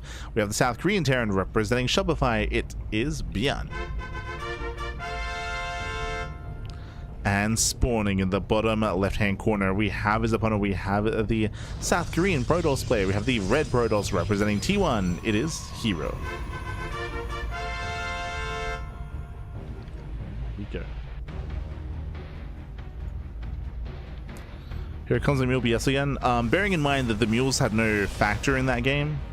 Yes, ByuN, he still had an economy because of mules, but that was not influential when it came to the outcome. ByuN just had a massive army to work with. He had a heavy marauder count.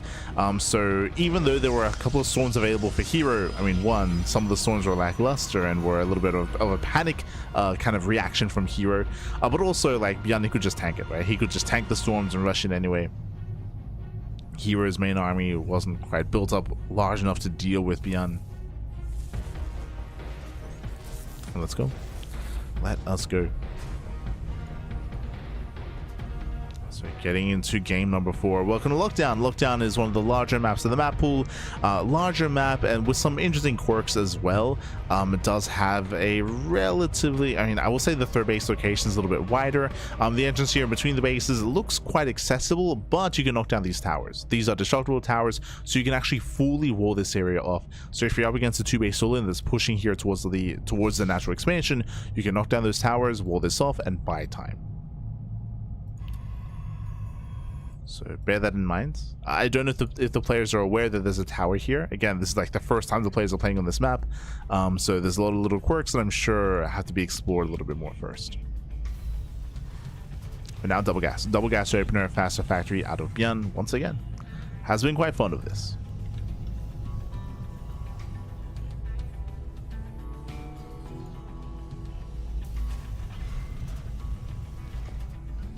Storm is doing nowadays. It's possible that CyberJohn maybe hasn't watched too many games. Storm can be very, very impactful. It is a very different tool compared to what it once was. But there are many Protoss players, many, if not most, if not all top Protoss players favor the current Storm compared to its previous iteration. Referring to players like Classic, herO, Showtime, Max.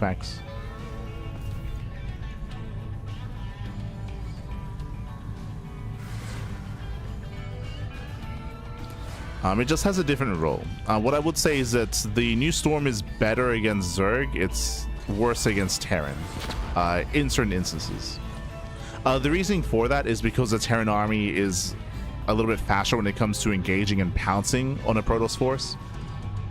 So because of that, you can get through the storms with minimal damage. Not quite the same when it comes to Zerg compositions. And likewise, when up against a Zerg player, Protoss players are more prone to turtling up and defending. Where here in TVP, they're fighting for map control. So it's a different dynamic.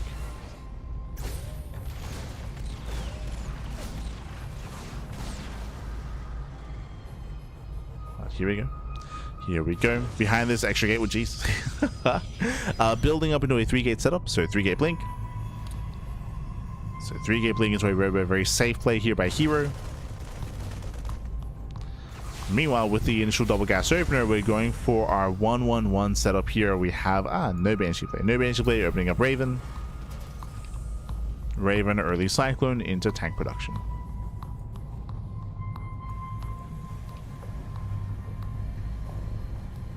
So again, fast tank production here out of ByuN. With his more tank heavy start. Sorry, with his more tech heavy start.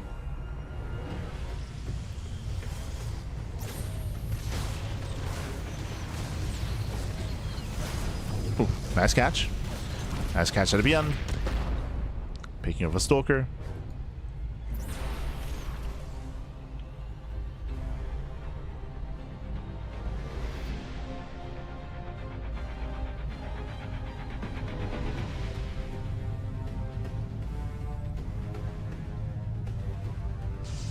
As we go to Stalker, we do have hero's third base of choice. It's going to be going for the linear third. It's going to be on the high ground. It's going to be much more defendable, of course, as well. And it can turn into a launch pad to push across the map. Cyclone gets caught. Now, what we're going to be waiting for here is how many tanks do we build up? Remember, it was early tank production, 2 tanks so far, and then add-on swap. Okay, so there's no 3rd or 4th tank. We're cutting tanks at 2 into more ByuN instead. Building up into ByuN. And likewise, herO is going for his Bay, working towards Colossi. Very safe, very standard play here by herO. Blink into charge into Colossus. There's no like hyper fast forges, no hyper fast forges into upgrades. Not this time. Likewise, no Stargate opener either.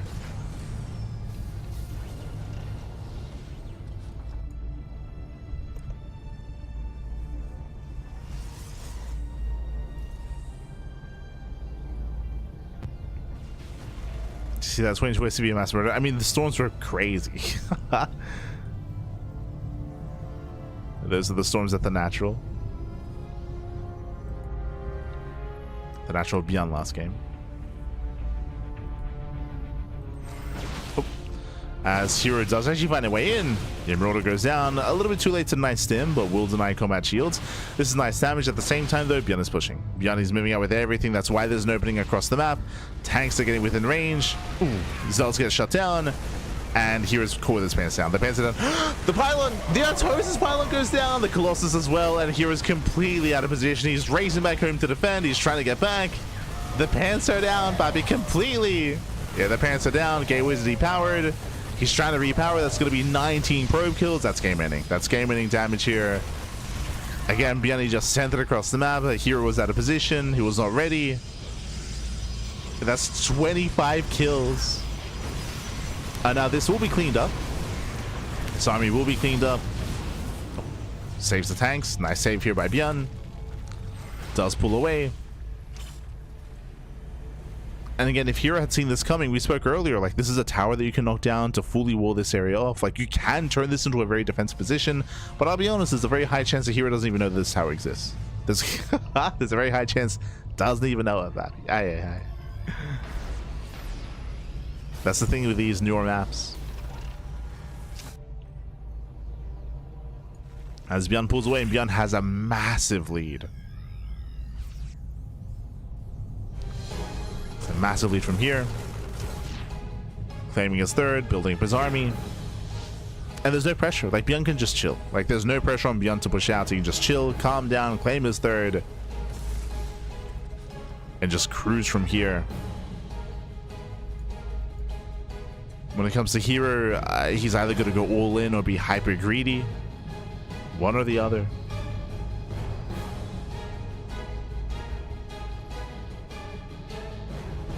Here comes the second wave already. We pushing through. This time we weave our way towards the third. hero's trying to keep up, but again the numbers just are not there. Down to 3 sentries, 1 Colossus. The mines they pop up against the Zealots. All the Zealots go down. Expansion as well.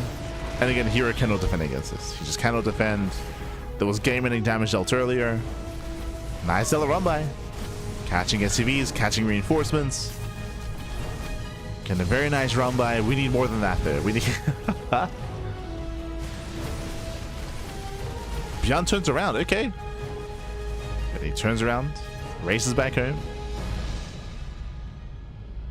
So here he does buy some time, but again here he doesn't have a third. There's no third base. So ByuN still has a very comfortable lead. What does it take to recover in this kind of game state? More Zealot run-bys. If we can pull off more Zealot run-bys, and if we can force ByuN to turn back around, 2-3 different times, if the SCV count is low enough, then maybe herO can recover and build up a comparable army. These head-on fights are scary. Uh-oh. hero's posturing. Force fields a zone away.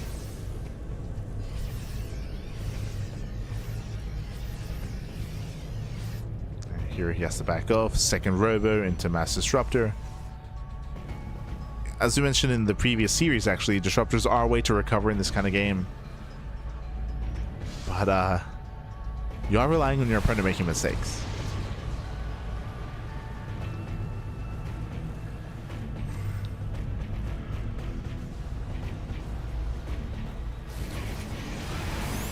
There's no other zones. There is a second over available. Soon to be a third. And there's a melee zoning. No major connections. ByuN is pushing in. Oh.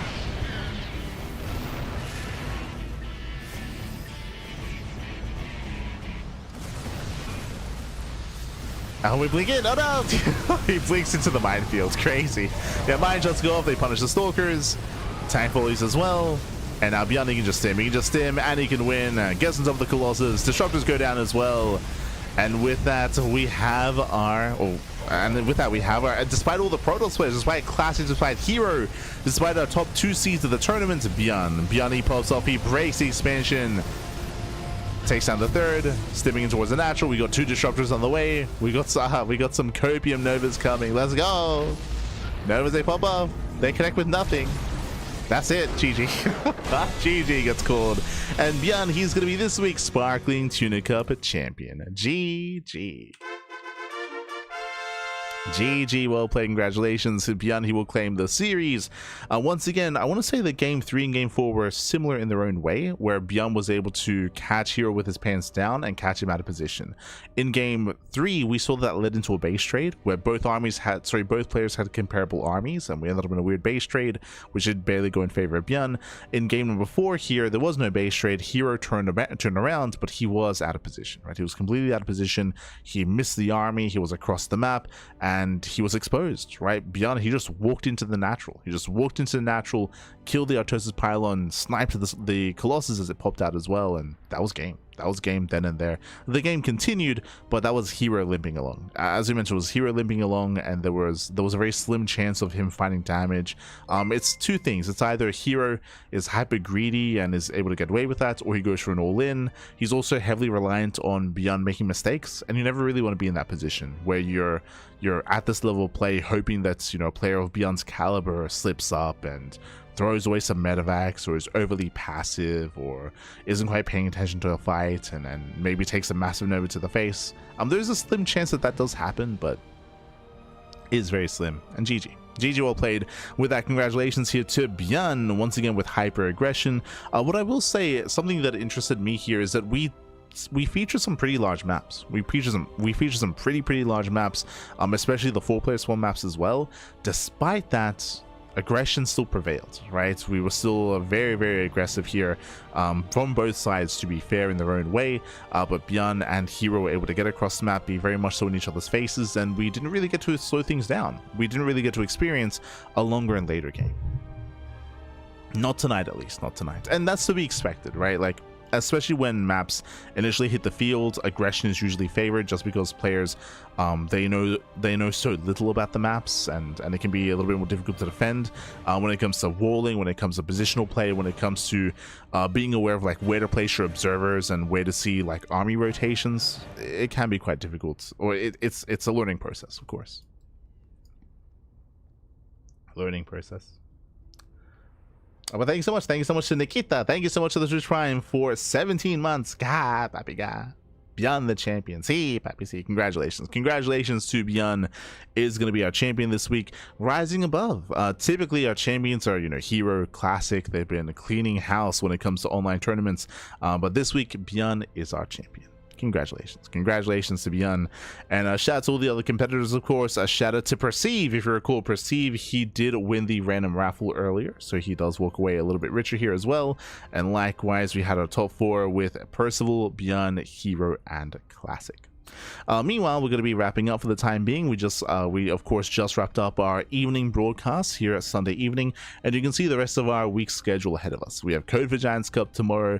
We have StarCraft Evolution doubles. That's going to be the 2v2 tournament in the evening. We have RSL qualifiers this week. Remember, this week we have RSL and GSL qualifiers.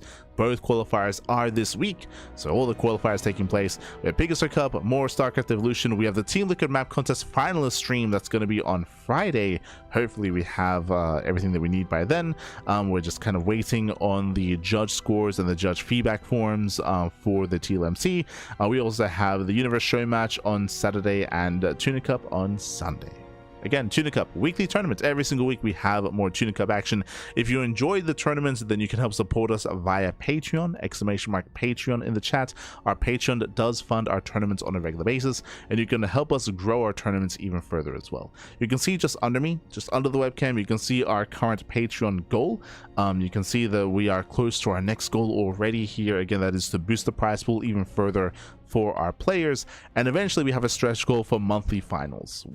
Hopefully we can get there one day, hopefully, for monthly finals for the Tuna Cup. Otherwise, for now, of course, still a weekly tournament. Otherwise, we're going to be wrapping up here for the time being. Hope you all enjoyed the broadcast, and hope you look forward to seeing more of these new maps. Moving forward, we're going to be featuring all these TLMC maps as often as possible, as much as we can, until the voting concludes, and that'll be in a couple of weeks' time. So until then, we feature all the maps. So look forward to it. Otherwise, thanks for watching. Thanks for tuning in. Stick around. We're going to be giving another StarCraft stream raid. I also do apologize for being a little bit low energy today, especially during the classic ByuN series. I was passing out. I was during one of the breaks, I quickly was able to get some coffee and revitalize myself and get a second wind. Just recently, we have not been having a lot of sleep, of course. We'll try to rectify that moving forward. We'll do our best. But otherwise, thanks for watching. Who's live at the moment? Who is live? I see Ome Rainer. Rainer. He is playing some League of Legends. I see, Jake, No Regret, is playing some StarCraft 2. Oh my god. I see No Regret. I see Codebar is streaming. Wardy's hosting his tournament. TKL is casting. Indy's casting as well. We'll give some love to... After a minus... To old mate Jake. Give him some love. Otherwise, thanks for watching. Thanks for watching. Thanks so much for the support. We do appreciate it, and we'll see you guys next time. We'll see you guys tomorrow, I should say. Tomorrow for some StarCraft Evolution, for some SC Evo, and for some Kofa Giants Cup, some Brazilian StarCraft. See you tomorrow. Until then, ciao, papi ciao. Hasta luego.